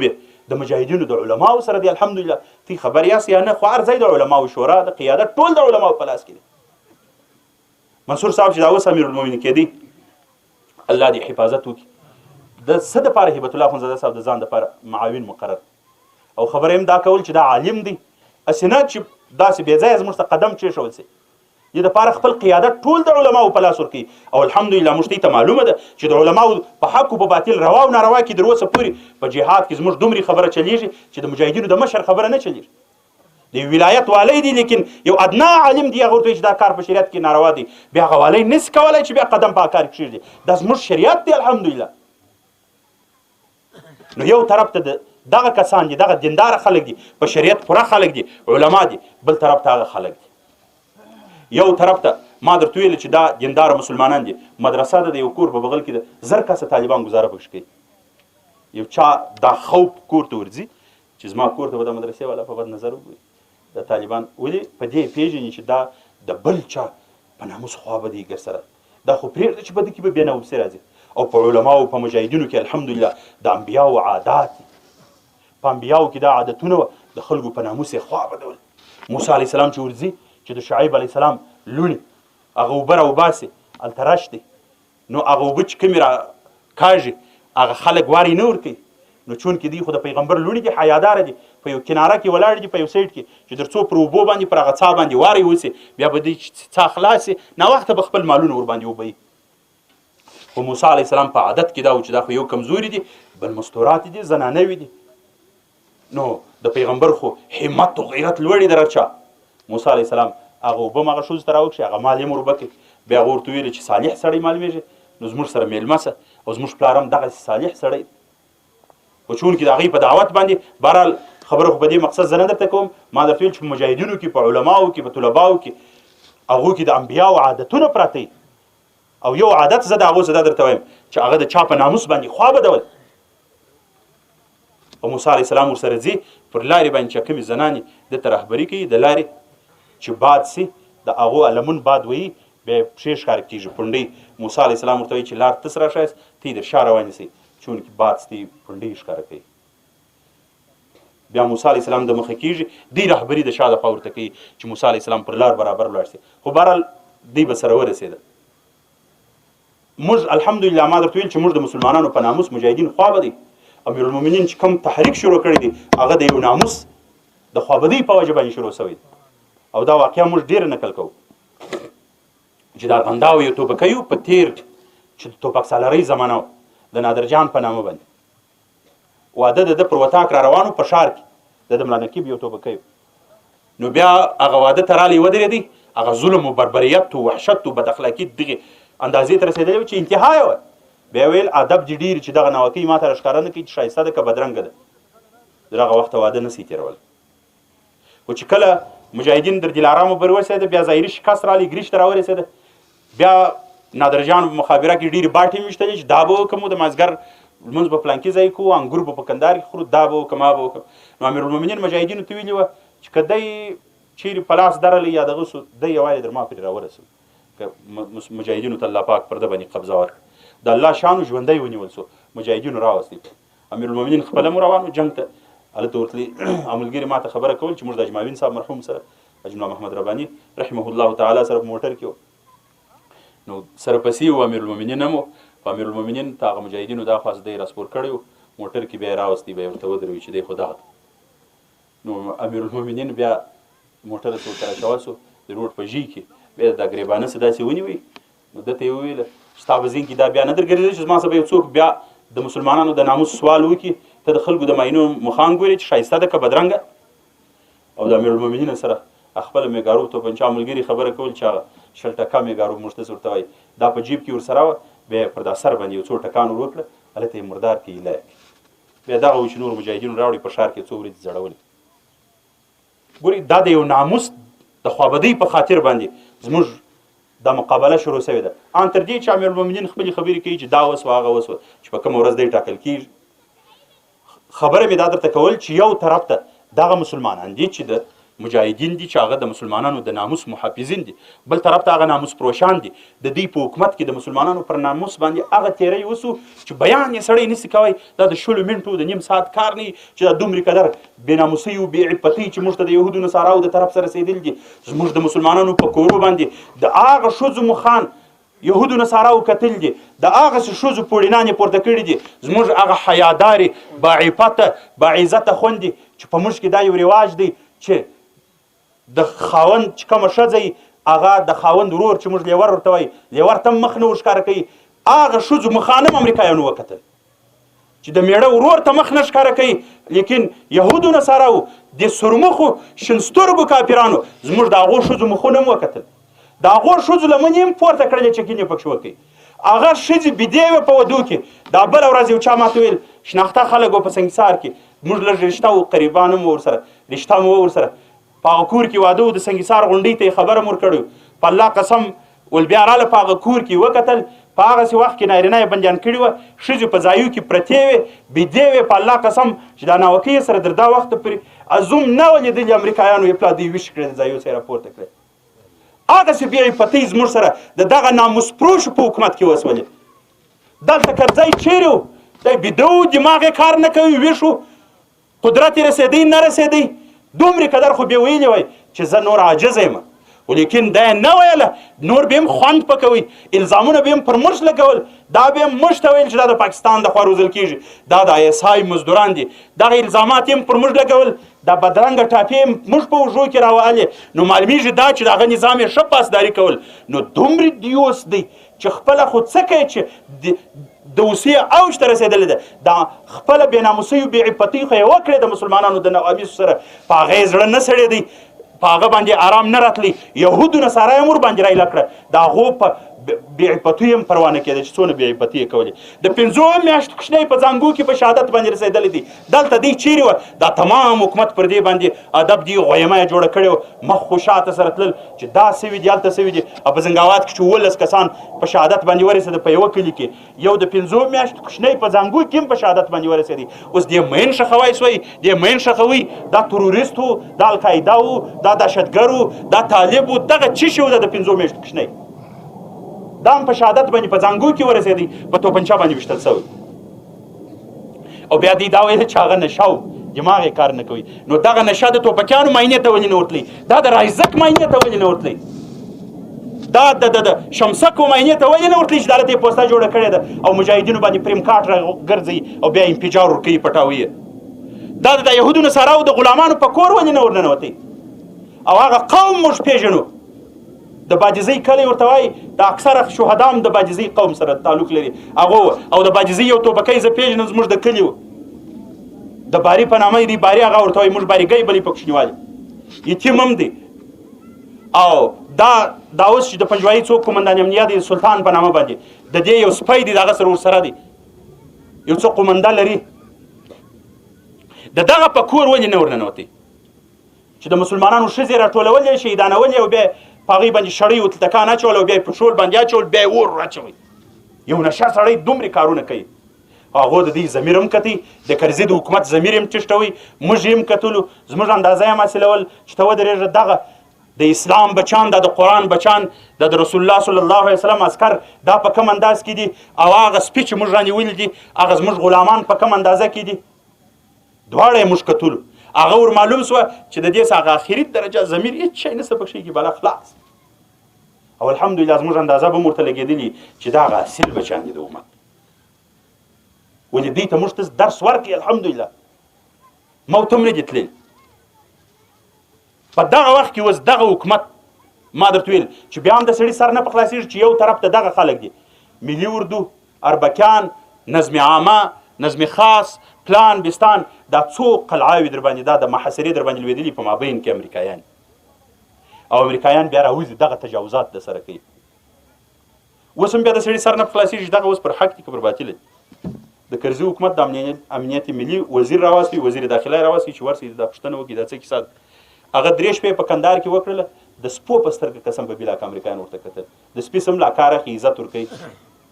د هغه په سترګه یې نه ورته کتل. څو ورځې بعد بیا دا خبره چې ښکاره سوه پر میډیا باندې، ول هغه زموږ سره وي دي، نه دا قرارګاه قومندان نه سره ویني چې کوم دغه دی مشر دی دی هغه نه را سره ویني هغه وزیر و پلان و بستان یې څه کوي دغه ول نه را سره ویني د دې د امنیت ملي وزیر دی او وزیر داخله دی د تمام ملک هغه نه ورسره ویني غلامي خو درې اندازې پرې نو دومره غلامي نو اوس هم حق و باطل چا ته نه معلومېږي د چا په جانب کې دی معلوم دی نو ما درته ویل چې کوم سړی بیا هم وایي چې زموږ سر نه په خلاصېږي ولاکه چې حق د چا په جانب کې دی یو طرف ته امریکایان دي او بل طرف د دوی سره ملګري دي دا زموږ فتوا نه د شیخ الاسلام مولانا حسین احمد مدني رحمه الله فتوا ده چې کله انګریزانو دغه کړي دي دلته خپل تسلط زیات کړی دی او بیا د هغوی په مقابله کې د علمای دیوبند مقاومت شروع شوی دی دا اتیا کاله اویا کاله مخکې فتوا 100 کاله مخکې وتلې ده دغه خبره ده موږ نه وایو زموږ دیوبندي علماو دا فتوا ایستلې ده نور علما خو بلا دورې پرېږدو د حنفیت څه د باندې هغه وایي چې کله د عالم کفر او د عالم اسلام مقابله یې په دې یوه خبره سر خلاص کړي بیا دې خلکو ته بره سړی مسلمانان نشي ویلی چې کله د عالم کفر او د عالم اسلام مقابله شروع وي او یو مسلمان راځي د عالم کفر په سب کې درېږي د مسلمانانو سره مقابله کوي دغه مسلمان ولو که مسلمان دغه مرتد دی کافر دی د مسلمانۍ څخه خلاصوي د ښځو ورباندې طلاق د څه وخت توبه کوي بیا به د ښځې سره بله نکاح کوي هغه په ده خوشحاله دا خلک د عالم کفر په سب کې درېدل دي موږ کرزی پېژندی لانه چې څه دی څوک دی تی به یا په خبر یاست یا نه کرزی په وزارت خارجه کې چې کله ملا محمد غوث د وکیل احمد څخه مخکې د امارت اسلامي وزیر خارجه او کرزی د هغه سره یو چپړاسي دی په دفتر کې کار کوي د امارت اسلامي سره کرزی خو زموږ دښمن نه و دا بیا بله مسله ده چې خدای موږ په خپل سپي وداړو خو هغه زوی مړی راته دغه سو بلا سو دا ولاړې د خپله سپسه یا ووتی یا د وختي سم راغلی په دا نامه والله اعلم هغه د عالمي کفر په سب کې درېدلی دي زموږ جنګ خو د کرزي سره نه و ملي اردو چا پېژندل اربکیان چا پېژندل دا نظم عام و خاص چا پېژندل وکیلان و شورا و دا چا پېژندل دا اشرف غني چا پېژندي دا سپي خو در اوسه پورې چې دا دی یا دی نه دغه د پارلمان ښځې چا پېژندلې نه دا نارینه چا پېژندل الا ماشاء الله دا باید د جهاد په نامه چې یو څه زاړه دلالان و د مجاهدینو د وینو هغه د وینو پروشان چې وه دغه یو څه کسان معلومېدله زاړه زموږ خو د دې سره جنګ نه و جنګ د یهودو نصاراو سره و چونکې دوی پر ځان باندې د اصلي کفر ټاپه چې هغه برابره کړله د یهودو نصاراو ملګري یې وکړله هغو به بمبار کوي هغو به ځای ورته نیوی چې مجاهدینو به د کم ځای څخه عقب نشیني وکړي شاته به ولاړ ځای به دوی نیوی دوی د عالمي کفر مرسته کړې ده دوی د هغو په سب کې راغلي دي نو حکم هم هغه ورته متوجه سو مرتدین یوه خبره دا ده او بل ما درته ویله چې حق و باطل واضح دي الحمدلله اوس یو سړی که د کمزوري د وجې څه یا د بېغیرتۍ د وجې څه یا په وسه نه کېږي بېغیرتۍ بزدلۍ بله مسله ورته متوجه هر شی چې هغه مسله دې ښکاره کړي د خدای په خاطر د جهاد پر د عظیمه فریضه دي هغه پوښونه نه اچي چې دا در اوسه پرې فرض نه دي او دا دوه مسلمانان دي او دا سپین پښتانه دي دا شنه پښتانه دي دا پلانکی پښتانه دي دغه پښتون خو اوس دغې اندازې ته رسېدلی دي موږ تاسې یو ګړی د شریعت دلیل پرېږده خپل د پښتو په نامه کې چې یو سړی ورځي دی خپل کور ته بل سړي ته لار برابروي او خپل پر کوچنیانو باندې پر ښځه باندې د ورور پر ښځه باندې د وراره پر ښځه باندې د قومي د تربور پر ښځه باندې هغو ته دلالي کوي هغه په لاس ورکوي د هغه کور په لاس ورکوي په پښتو کې د پښتو په کتاب دغه سړی موږ وژنو که نه وژنو دا خو پښتانه هم نه دي پاتې شوي دا دلته چې څوک د پښتو په نامه په هغه خلکو باندې خوا بدوي دی ورته ولاړ دي ملي اردو باندې راګرځېدلي دي امریکایان د مسلمانانو په کورو ننوځي امریکایان د مسلمانانو په کورو 15 غنټې ننوتلي چکین کوي په ښځو کې د ښځو جامې سره شیني په بکسو پیټیو کې ګرځي د هغو د ښځو کالي را وباسي او بیا د بیما پیجامې جلا پرتې قمیصونه جلا پرتې د هغو زیورات غلا کوي او د هغو پوړینان پورته کوي په خدای قسم د ښځو په برېښتانو کې چکین کوي چې څه درته وایي دوی ورسره یي دوی ورته ولاړ اوس په دغه حال کې بیا دغه سړی ځان پښتون بولي چې زه پښتون یم او پښتونوالي خو ځینې ولاړې نو هغه خو پښتون نه دی د پښتونوالي څخه تللی دي هغه د پښتو د ناموس دلال دی هغه خو د پښتنو دلال دی هغه د پښتنو خرڅونکی دی اوس دا دلته چې بیا څوک د پښتو په نامه خوا په بدوي نو معلومېږي خو دا چې دا همغسې شی دی بیا د بیدي معافي سړي ویل ول زه ول دا خپل د کلي دوس هم پېژنم دا بل کلي دوس هم پېژنم نو باره خلکو ورته ویل چې د خپل د کلي دوس خو نو سړی پېژني خو علامې در معلومېږي چې دغه علامه پکښې کېږي نو دوس دی دا د پردي کلي هغې خو ګزاره دې هم نه درسره کړې دا بیا څنګه پېژني دا ول زموږ د دوس سره چې اشناق دي دا د بل کلي دوس بوله دا زموږ په دوسانو چې څوک د پښتو په نامه خوا به دی معلومېږي دا چې دا د دې ځای دوسان دي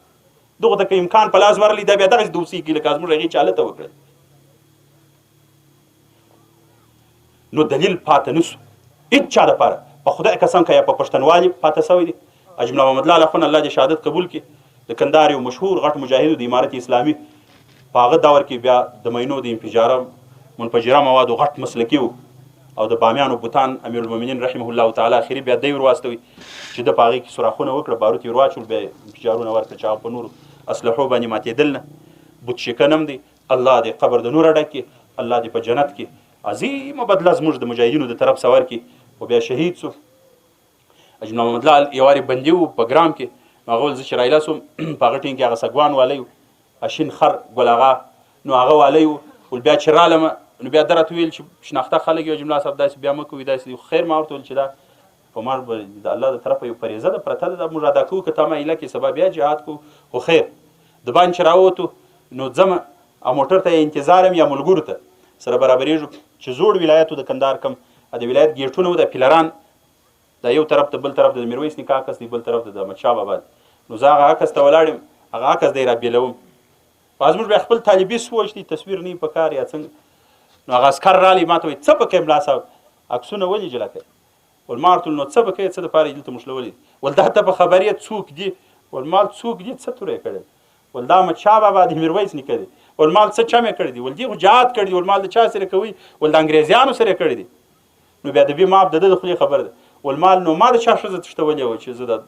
دغه وخت په بګرام کې ننوتلی وم ستې د طرف سره ګورې په دا خلکو کې هغه خپل په خبره شرمېږم نه تصور هم ځینې تللی دی که د میوند د شهداو نوم اخلي دوی خو یې نشي اخیستی موږ بیا خو که د پښتنو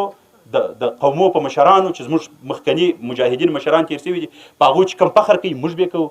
د پښتانه اصلي بچان موږ یو مجاهدین د پښتنو پر میراث باندې ناست دي مجاهدین د رسول الله پر میراث ناست دي مجاهدین د صحابو پر میراث ناست دي مجاهدین زموږ د کبارو علماو پر میراث ناست دي مجاهدین د اصلو پښتنو پر میراث ناست دي د احمدشاه بابا او د میرویس نیکه او د ایوب خان د بتشکانانو میراث د محمود غزنوي میراث هغه نن مجاهدین ور باندې ناست دي ځکه مجاهدینو په خپل عمل کې را ژوندی کړي دي نن بیا میوند دی بیا غزا ده بیا سر څوک پر ورکوي بمبار څوک کوي امریکایان دي انګریزیان دي د هغو سره جنګ دي د هغو سره مقابله ده قرباني موږ باندې ورکوو نو د میوند تاریخ نن چا را ژوندی کړي دي دی خوا دي د میوند د شهداو د قاتلینو د لمسیانو سره ملګري دي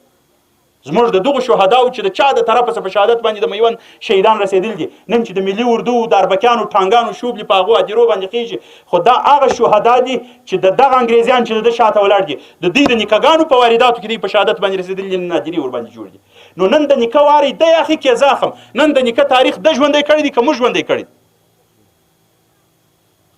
خو بهرحال مسلمانان به دې ته بیدار هر څوک به یو څه کوي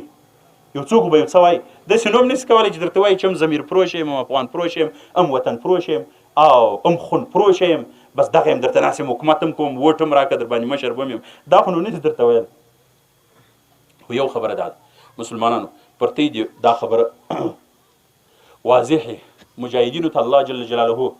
هغه خول ور پر سر کوي انشاءالله چې څومره مشکلات پر موږ تېرېږي زه دا درته وایم بنا بر فخر نه وایو الله ته معلومه ده الله جل جلاله دې بس قبول کړي ولیکن دا وایو ګوري مجاهدینو فخر هم نه کوو د فخر پر بنا دا خبره نه کوو لیکن په خدای قسم نن الله جل جلاله د تمام عالم کفر د شکست خول را پر سر کوي دا یوه خبره واوري موږ خو دا 14 کاله دا 15 کاله موږ ول د امریکایانو سره جنگ دی بس دا به شاته ولاړ شي د روسانو سره چې کوم جنگ سوی خو زموږ پلرو کړی و هغه خول د هغو پر سر زموږ به یوازې د یهودو نصاراو چې کومه مقابله سوې د اهلي کتابو کفرو سره دا خول به پر سر دا شمله به لرو که خیر الله نن بل خول هم در پر سر کوي روسان هم جنگ کوي نن د افغانستان د حکومت سره رأسا د روسانو ملګري دا د ورسره سول اوس روسان ورسره سول الله جل جلاله زموږ د مجاهدینو درجې نورې لوړوي نن به د مځکې پر مخ داسې کافر نه پاتېږي نه په شرق کې نه په غرب کې چې د هغې سره به زموږ مقابله نه جوړېږي او الله جل جلاله به زموږ ته د هغې د مقابلې میزان حسنات کې زموږ را اچوي نه نن دا چې د افغانستان پارلمان غړي تللي دي د روسانو په ملک د روسانو په پارلمان کې خواست کوي دوستم کافر هلته دی دا نور یو څه سپي پسې ورله دا شمهلیان دغه نو دا تېر واري سره چې مجاهدینو کومې خوارۍ پر دې تېرې کړي دي کم اودسونه یې ورمات کړي در اوسه پورې دی خواران نو د دې واري چې وایي راله نو خو کار خلاص دی خو دا تېر واري سره دته درک معلوم دی نو اوس هغه چې د روسانو ته سوال کوي چې د امریکایانو په ملګري خو څه نه وسوه او امریکایان خو نو مات سو ولې امریکایان چې وځي د افغانستانه سره نو پولیس صاحب خبره خو ورته سوي نه که ته ستړي شوي یاست بالا پر دغه ځای بس کوم. امریکایان د افغانستان څخه وځي، نو ولې وځي؟ خو دوی خبرې دي، یا به دی کامیابه سوی یا به ناکامه سوی. که کامیابه سوی دي نو خپل کامیابی راز یې ښکاره کړي چې څه دي، کوم شی راوړی دي. په دا 14 کاله کې تر اوسه پورې موږ 2-3 پوستې داسې نه سوی شهیدولی د ورځې چې بالا دې نیول سوي. الله دومره قدر فتوحات راولي، ولسوالۍ نیول کېږي. د ولسوالیو سره سره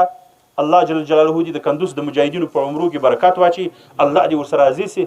الله دې د دې مسؤلینو ته عظیمه بدله ورکړي، الله دې د دعا په خاطر موږ هم د دې په جهاد کې ورشریک کړي.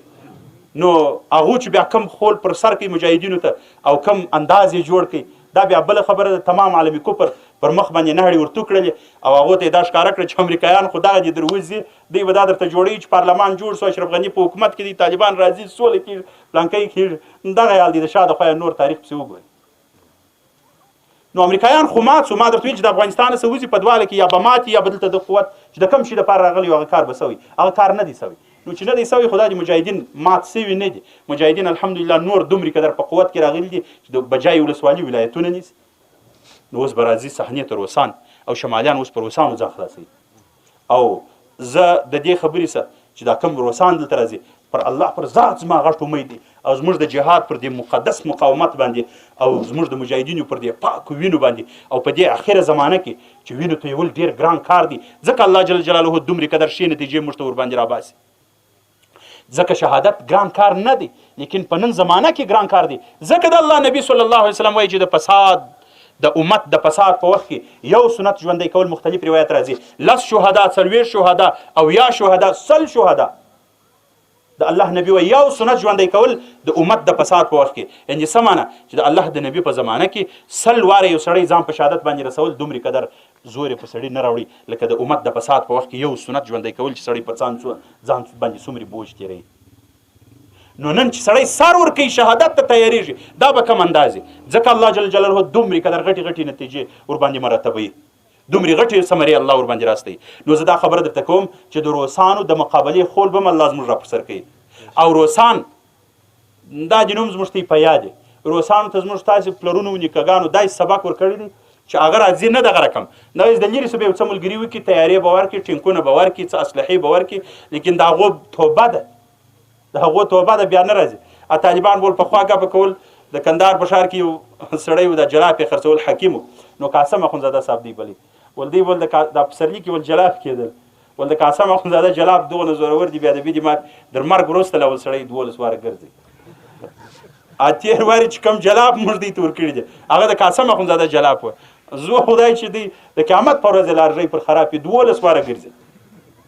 بیا راځي نه. او امریکایان به هم ستاسې دا خیال چې بیا به راځي.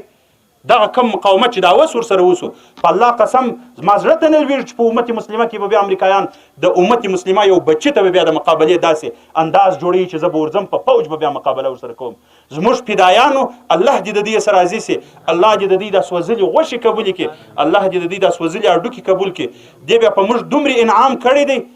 د فدایانو بیا په امت باندې دومره قدر انعام پروت دی، دومره احسان دی. په خدای قسم چې زه تصور وکم موږ د احسان نسو وتلی. الله دې زموږ ذمه د دې د احسان څخه فارغه کړي، الله دې زموږ د طرفه څخه ودې ته بهترینه بدله ورکړي. زموږ فدایانو عالم کوپر ته داسې سبق ورکړی دی چې زه وایم د قیامت پورې به ان شاء الله که دغه سبق د دې د المسیحیانو په غوږو کې و او دوی په دغه انداز ورسوای سوی لکه چې کوم خواري پر دې تېرې سوي دي، بیا به نه راځي، بیا به نه راځي. دومره قدر سبق ودې ته ورکول سوی دی. خو ما درته ویله بیرته راځم دې خبرې ته چې حق و باطل ښکاره دي، مقابله شروع ده، د عالمي کوپر سره نن مقابله ده، د امریکایانو مقابله پای ته رسېږي، هغه کمبله اوس ورټولېږي، روسان اوس ځان سموي، صحنې ته راځي که خیر و، د روسانو سره به هم انشاءالله دا مقابله ورختمو. او کم کسان چې د هغه امریکایانو سره د یهودو نصاراو د هغو کافرانو سره ملګري وکړه، الله د هغو سم هغه غلاف پورته کړي. دوی زموږ څخه پټېدل، خلکو ته بیا دا خیال کوي. سیاف به ویل چې زه خو د 10 کالو د جهاد د مبارزې تاریخ لرم، ما د روسانو سره 10 کاله مقابله کړې ده او په دې باندې به بل هم خیال کوي بل بم خیال پکوي حضرت پیر بم په دې باندې خیال کوي چې موږ خو د روسانو د جهاد سابقه لرو، موږ د هغوی سره مبارزه لرو، زموږ را دیرې په شهداو ډکې دي د هغو زمانې. څنګه طالب راځي زما سره مقاومت کوي، زما سره مقابله کوي؟ الله جل جلاله د دې سنن هغه د دروغو هغه کومه پرده چې پر دوی پرته ده زموږ څخه ځان خلاصوي. د ساده مسلمانانو په سترګو کې خاورې وراچولې، ساده مسلمانان یې غلطول، نن د هغو څخه پرده پورته کوي. الله دا ښکاره کوي چې درواغ وایي په هغه وخت کې چې د روسانو سره مقابله کړې ده هغه د الله په دربار کې قبول نه وه. ځکه علما وایي حدیث کې وایي راځي چې یو لمونځ د سړي د الله په دربار کې قبول سي الله هغه سړی نه کافر کوي. چیرې چې سړی 10 کاله مبارزه وکړي د الله د نامه باندې، چیرې چې د یو سړي په قومنده کې په زرهاو کسان په شهادت ورسېږي، الله به هغه د کفر په سپور نه باسي. سیاف ته به موږ په دغه وجه اریانو، حضرت پیر ته به په دغه وجه موږ اریانو، دغه خلکو ته څوک د جهاد په نام ګټه کوي موږ به په دې ورته اریانو چې الله د سړي د یو لمونځ په وجه کفر ته بیا سړی نه باسي. څنګه تا 10 کاله جهاد کړي دي، الله دې د کفر په لمن کې وراچي، بیرته به سړی د لږ نو کې به ورباندې شکمن هم سو چې دا به څنګه یې خدای دغه ظالم به بیا توبه به وباسي شاید د عمر په آخر کې. نن د سیاب په موجودګي کې چې 10,000 کسان دی شهدا لري، نن د حضرت په موجودګي کې چې 12,000 15,000 شهدا دی د روسانو د مقابله لري، نن د پیر په موجودګي کې چې دی دومره شهدا لري د هغو سابقه لري، نن د روسانو سره تړون کېږي. نن بیرته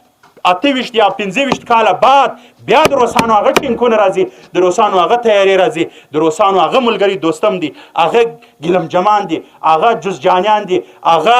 خلق و پرچم دي، نن هغه بیا راپورته کېږي، نن هغه نور حق علمي دي، هغه کسان بیرته راځي. نن دا دی په حکومت کې ځای لري، بیرته هغه روسان راځي. موږ درته وایو چې هغه مبارزه چې تا پرون درسره کول راسه نن رښتیا ووایه، که تا دروغ پرون نه ویل یا تا د الله دپاره مبارزه او مقابله کړې وه، نن خو بیا دوباره دا جهاد ته ورګډ شه. که نن زموږ د امریکایانو سره جنګ و، تا ویل چې ته غلط سوی، ګمراه سوی، د مبارزې اصلي مسیر دې غلط کړی دی، اصلي مبارزه د روسانو سره پکار وه. امریکایان اهل کتاب دي، هغه د ملګرو ملتونو په اجازه راغلي دي، نن دغه په کومه اجازه راځي؟ نن دا څنګه راځي او ستا هغه زوړ دښمن راځي دوباره او ستا د شهداو هغه ویني د ډبرو څخه په الله قسم که ورکړي د روسانو د ټیم د شهداو د وینې پر بازو ډبرو تر اوسه پورې په افغانستان کې پرتې دي، د هغو صدري، د هغو خولۍ، د هغو نور هغه اثرات تر اوسه پورې د هغو په قبرو باندې پراته دي، د هغو شنختې تر اوسه پورې ولاړې دي، د هغو جنډۍ رپېږي. نن بیا هغه قاتلان راځي، نو دا کسان هم الله موږ ته راښکاره کوي. ما درته ویل چې دومرې خول الله موږ ته پر سر باندې راکوي یوازې د اهل کتابو د مقابلې نه دی، او هغه خلکو چې چا د حق دعوې کولې او د حق ګوتې یې ځان ته نیولې چې موږ حق یو، الله جل جلاله د هغو سم هغه پرده پورته کړه، نقاب یې ځینې پورته کوي. دا د تمام عالمي کفر بچي دي، د هغو تالي څټه دي، د هغو خادمان دي، د هغو دپاره خدمت کوي. او دا خبره نن دا د واضح کېږي د روسانو د جهاد په صورت کې. او یوازې زموږ جنګ د امریکایانو سره نه دی، اوس جنګ د روسانو سره هم شروع سو، آینده به انشاءالله د دغو سره هم پسې ګرمېږي. خو موږ به حوصلې د لاسه نه ورکړو، په شهداو موږ جهاد نه پرېږدو. ما مخکې درته ویل د مجلس سر ته ځم، دا بس زموږ کار دی، زموږ میراث دی. هغه ځواني چې دغه قبر ته شوی سي، زه وایم ګورې که سړی دغه په خدایي مرګ شا په پښتو کې موږ ورته وایي، ما ته دومرې قدر الله دې مو وساتي بد ښکاره کېږي چې یو سړی ځوان نه وي، زمینه مساعد دی، عالمي کفر راغلی، په قرآن هم تجاوز سوی، د نبي په ناموس باندې هم تجاوز سوی، د نبي په شان تجاوز سوی، د نبي پر دین تجاوز سوی، د مسلمانانو پر ناموس تجاوز سوی، د مسلمانانو د 50 کالو پر سپین ږیرو تجاوز سوی، پر مساجدو تجاوز سوی. غرض زموږ هیڅ شی محفوظ نه پاته سوی. په دغه وخت کې هم یو مسلمان دغسې مړ سي، پر نالي باندې مړ سي. په خدای قسم ما درته ویله چې دا د الله خپل لیکلی اجل چې سړي ته راځي، خو نو نه په بله کېږي، سړی به یې دغسې به مړ سي. خو ما ته په ذهن کې خوند نه راکوي، زه چې وم پر یو بد کار یې نیولی دی، یو چا مړ کړي، څنګه یو ځوان دغسې مړ سي؟ دا زموږ مرګ دی په دا وخت کې چې سړی دغسې مړ سي. اصلي مرګ دغه دی، دا خو مرګ په خدای قسم که دی. شهادت خو الحمدلله خول دی، علما او د شهادت فضایل درته بیان کړي دي. شهادت فضایل به موږ څه بیان کړو، خو د شهید کورنۍ ته د دوی تصلا دپاره یوه خبر ورته کوم چې ګورې الله جل جلاله که د شهید د کورنۍ سره مشوره وکړي، خبره ورسره وکړي، د دې سرایه وغواړي، د شهید پلار ته ووایي، کوي د شهید ورونو ته ووایي، د دې خاندان ته ووایي، هغه ته وایي ګورې چې دا سړي ټیم پوره دی، دا موږ ستاسو پر دې باندې ایمان دی چې انسان ته په عمر کې یو وار مرګ راځي، بل وخت به نه راځي. او اجل چې کله ورسېږي د قرآن خبره د شاو مخ ته نه ځي، پر دې خبرو خو زموږ ایمان دی. مرګ یو وار راځي، بار بار نه راځي. او اجل چې ورسېږي هغه یوه نیټه ده، شاو مخ ته هم نه ځي. نو اوس اجل رسېدلی، نیټه را پوره ده، وخت پوره ده، مرګ هم د هغه یو وار دی. الله جل جلاله د شهید د کورنۍ څخه پوښتنه وکړي د شهید د خاندان څخه پوښتنه وکړي، د شهید د اقرباو څخه پوښتنه وکړي چې وخت یې پوره دی، اجل مازې راښیاست، یعنې کوم اجل ورته راولم. یو سړی په شوګر باندې مړ شي، یو سړی په سرطان باندې مړ شي، یو سړی موټر ټکر سي مړ شي، د یو سړي نوم د یو چا پر ناموس بد سي نعوذ بالله مړ شي، د یو سړی په لو لار باندې ولاړې په غلا کې مړ شي، یو سړی په پلانکي اجل باندې مړ شي. تیره ته ووایستئ چې یو اجل بیا دغه دی چې د عالم کفر او د عالم اسلام مقابله شروع ده. چې کومې خبرې مې مخکې درته وکړې د محمد رسول الله صلی الله علیه وسلم د ناموس د حفاظت په خاطر، د قرآن د حفاظت په خاطر، د اسلامي نظام د حفاظت په خاطر، د مسلمانانو د ناموس د حفاظت په خاطر، د امت مسلمات د خاورې د بچاو په خاطر، د مسلمانانو د مقدساتو د حفاظت په خاطر یو جنگ شروع دی نن د عالم کفر سره. یو اجل بیا دغه دی چې په دغه کې سړي ته اجل راسي، په مرمۍ ولګېږي، په ټانک باندې ولګېږي، توپ تیاره ور باندې ولګېږي، او یا په تورو په زهرو باندې قتل سي. په دغه مقابله کې کم اجل مو خوښ دی؟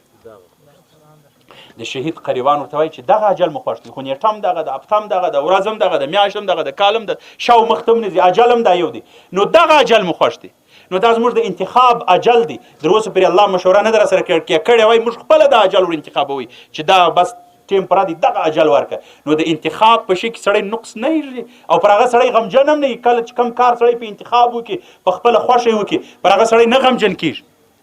نو د شهید قریبانو ته دا وایي چې دا هغه ستاسې د انتخاب اجل و دته ورسېدي. الله جل جلاله دې د شهادت قبول کړي، الله جل جلاله دې زموږ د ټولو شهداو وینې قبول کړي. الله دې د دې د مبارکو ښایستو نازنینو او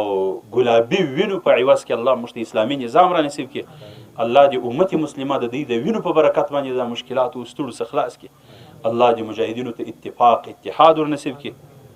او آخري کې دا یو خبره درته کوم، وخت هم کم دی، نو امارت اسلامي ترتیب روان دی، امیر ټاکل شوی دی، کار روان دی. مجاهدینو کې لږ لږ په بعضو کنجو کې لږ شکایتونه کله کله واورو. امیر المؤمنین منصور صاحب حفظه الله تعالی ورعاه، هغه زموږ امیر دی، هغه په شرعي طریقه باندې ټاکل شوی دی، او د هغه په امارت باندې اسلام هیڅ اعتراض نه لري. نو مجاهدینو ته نور بیا د اختلاف ځای نه پیدا کیږي. او په دغه صورت کې که بیا هم څوک اختلاف کوي، د الله څخه وبېرېږي، الله جل جلاله بیا موږ د سیاف او د حضرت او د پیر او د پلان او د پلان ځای ته بیا رسوي. دغو خلکو د مسلمانانو سره اختلافات کول، په اسلامي جنګو کې برخې اخیستې، په مسلمان د اسلامي قیادت لارې نه وړله. نو زموږ اسلامي قیادت دی منصور صاحب حفظه الله تعالی، هغه شرعي امیر دی. او کم کسان چې لږ اختلافات لري، یو څه کسان بعضې اختلافات د نورو وجې سي، هغه دلته د منصور صاحب سره اختلافات کوي. بعضې کسان خو موږ داسې پېژنو چې هغه جهادي سابقه هم نه لري، جهاد یې هم نه کړي. دا 14 کاله چې امریکایانو د مسلمانانو په خاورو باندې کوم غومبر جوړ کړی، په خدای قسم یو ډبره هم نه ده غورځولې، هغه هم غټې غټې مرکې کوي. او یو کس نوم لا یادوم په دې وجه چې هغه مرکه ډېره اعلانیه کړې، نو نوم به یې م واخم، د عبدالمنان نیازي په نامه باندې. یوه خبره هم دا کول چې د منصور صاحب په قیادت چې کوم جهاد دی، نعوذ بالله، ول دا شرعي حیثیت نه لري. نو ظالمه دا ستا کم اختلاف چې دی، دغه کم شریعت کې حیثیت لري، نعوذ بالله، دا په کم کتاب کې حیثیت لري چې زموږ جهاد او سره ورکړو، قرباني او فدایي عملیات او مقابلې حیثیت نه لري شرعي. دا ستا دغه کار چې اختلاف کوي په مسلمانانو کې، په دې اخیر وخت کې د مسلمانانو نظام او ترتیب ور خرابوي. نو الله جل جلاله څخه موږ دې ته هدایت غواړو چې الله دې هدایت ورته وکړي. په دې صف راګډ سي مجاهدینو خدمتونه یې کړي دي چې د خپلو خدمتو میوې بیا هم واخلي، او که نه الله جل جلاله دې هغه ختم کړي د مځکې د مخ څخه محو کړي. مجاهدینو ته بیا یې وار درخواست کوم چې د اختلاف څخه ځان وساتي، خپل جهاد ته ادامه ورکړي. الله جل جلاله دې در سره راضي سي. کوم وخت لږ زیات اخلي معافي درته غواړو. آخر دعوانا الحمدلله رب العالمین. جزاک الله احسن الجزاء. دا محترم مجاهد حضرت مولانا قاری د هر قسم اسلامي تقریرو او نعتیو ترلاسه کولو لپاره زموږ د دکان پته یاد وساتئ: اسحاق موبایل سنټر، چمن روډ، ځنګل بازار. د میلیونونو شهیدانو وارثان یو واړه، یو مو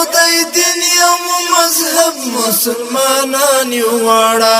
بیل بیل بنزو باید وی مو اصول اختلاف، بیل بیل بنزو باید وی مو اصول اختلاف. دملا پتیر مماتوی دا خپل منزی اختلاف دا تنظیمی قومی مادی او دا منفی اختلاف د دښمن ملاکه ماتوي نو اتحاد بکوي د بغض عناد پر ځای پر یو بل اعتماد بکوي د بغض عناد پر ځای پر یو بل اعتماد بکوي د رب رضا د دین بقا ته جهاد بکوي د رب رضا د دین بقا په لار جهاد بکوي تیر شي د خدای په خاطر نور لدی فرع اختلاف تیر شي د خدای په خاطر نور لدی فرع اختلاف دملا په تیر مماتوي د خپل منځي اختلاف دا تنظیمی قومی مادی او دا منفی اختلاف مونږی پلاس کړی بیعت مونږ چې منلی امیر مونږ چې پلاس کړی بیعت مونږ چې منلی امیر ښه تجربه سابقه لري ښاغلی امیر کلاړ خطا بیا هم له لاس شوراني ولی امیر بیا څه جواز ده چې چند خلک جوړوي اختلاف بیا څه جواز ده چې چند خلک جوړوي اختلاف دملا پتیر مماتوي د خپل منځي اختلاف دا تنظیمی قومی مادی او دا منفی اختلاف دا تنظیمی قومی مادی او دا منفی اختلاف د دښمن مکر او چلونو تبیدار به اوسو لطوفانو سره ټکرو ته تیار به اوسو د دین وطن ګټو ته ژمن او وفادار به اوسو د دین وطن ګټو ته ژمن او وفادار به اوسو ښې پایلې نه لري ملګرو دا ګوندي اختلاف ښې پایلې نه لري ملګرو دا ګوندي اختلاف دملا پتیر مماتوي د خپل منځي اختلاف دا تنظیمی قومی مادی او دا منفی اختلاف دا تنظیمی قومی مادی او دا منفی اختلاف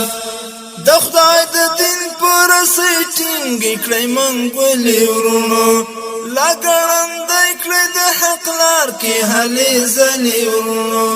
د امید سترګې هر مؤمن درته نیولې ورونو د امید سترګې هر مؤمن درته نیولې ورونو کوم یو پیغام به مو امت ته ورکوي اختلاف کوم یو پیغام به مو امت ته ورکوي اختلاف کوم د فائدې پیغام امت ته ورکوي اختلاف دملا پتیر مماتوي د خپل منځي اختلاف لا تنظیمی قومی مادی او د منفی اختلاف دا تنظیمی قومی مادی او د منفی اختلاف دا شیطانی کړی چې کوم چانه مهار جوړوي پخلی خوا خوږی شي خو زړو کې ورته وار جوړوي پخلی خوا خوږی شي خو زړو کې ورته وار جوړوي له ادنا شخص نه لوی د حق عالم بردار جوړوي له ادنا شخص نه لوی د حق عالم بردار جوړوي په حاکم عقل بیا هر ځای کې ګرموي اختلاف په حاکم عقل بیا هر ځای کې ګرموي اختلاف دملا پتیر مماتوي د خپل منځي اختلاف دا تنظیمی قومی مادی او دا منفی اختلاف دا تنظیمی قومی مادی او دا منفی اختلاف سپین جامی مودی هر سوک نن پری مخلاسونا در پریک دی ولی دغا تور دا شیطانی لاسونا ژرکړی ورلنډ دغه مغرض منحوس پردي لاسونه ژرکړی ورلنډ دغه مغرض منحوس پردي لاسونه ګورئ کړئ مو د وحدت را ماتوي اختلاف ګورئ کړئ مو د وحدت را ماتوي اختلاف دملا پتیر مو ماتوي د خپل منځي اختلاف دا تنظیمي قومي مادي او د منفي اختلاف دا تنظیمي قومي مادي او د منفي اختلاف هغه څه مکړه چې د صف د انتشار سبب شي د ناکامۍ شرمندګۍ او هم د عار سبب شي هغه څه مکړه چې د صف د انتشار سبب شي د ناکامۍ شرمندګۍ او هم د عار سبب شي خدای مکړه دا کړنې اعمال به مو د نار سبب شي زاروی ولی ملي ګټې تر شخصي اختلاف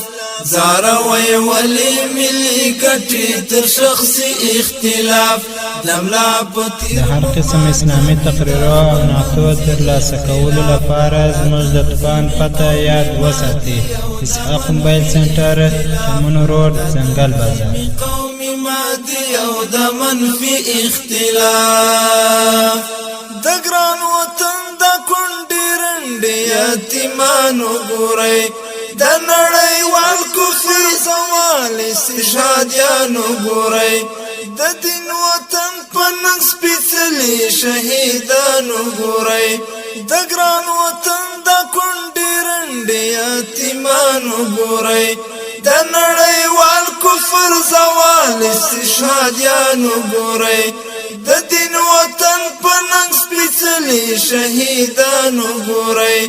د دوی جواب په قیامت کې ګرانوي اختلاف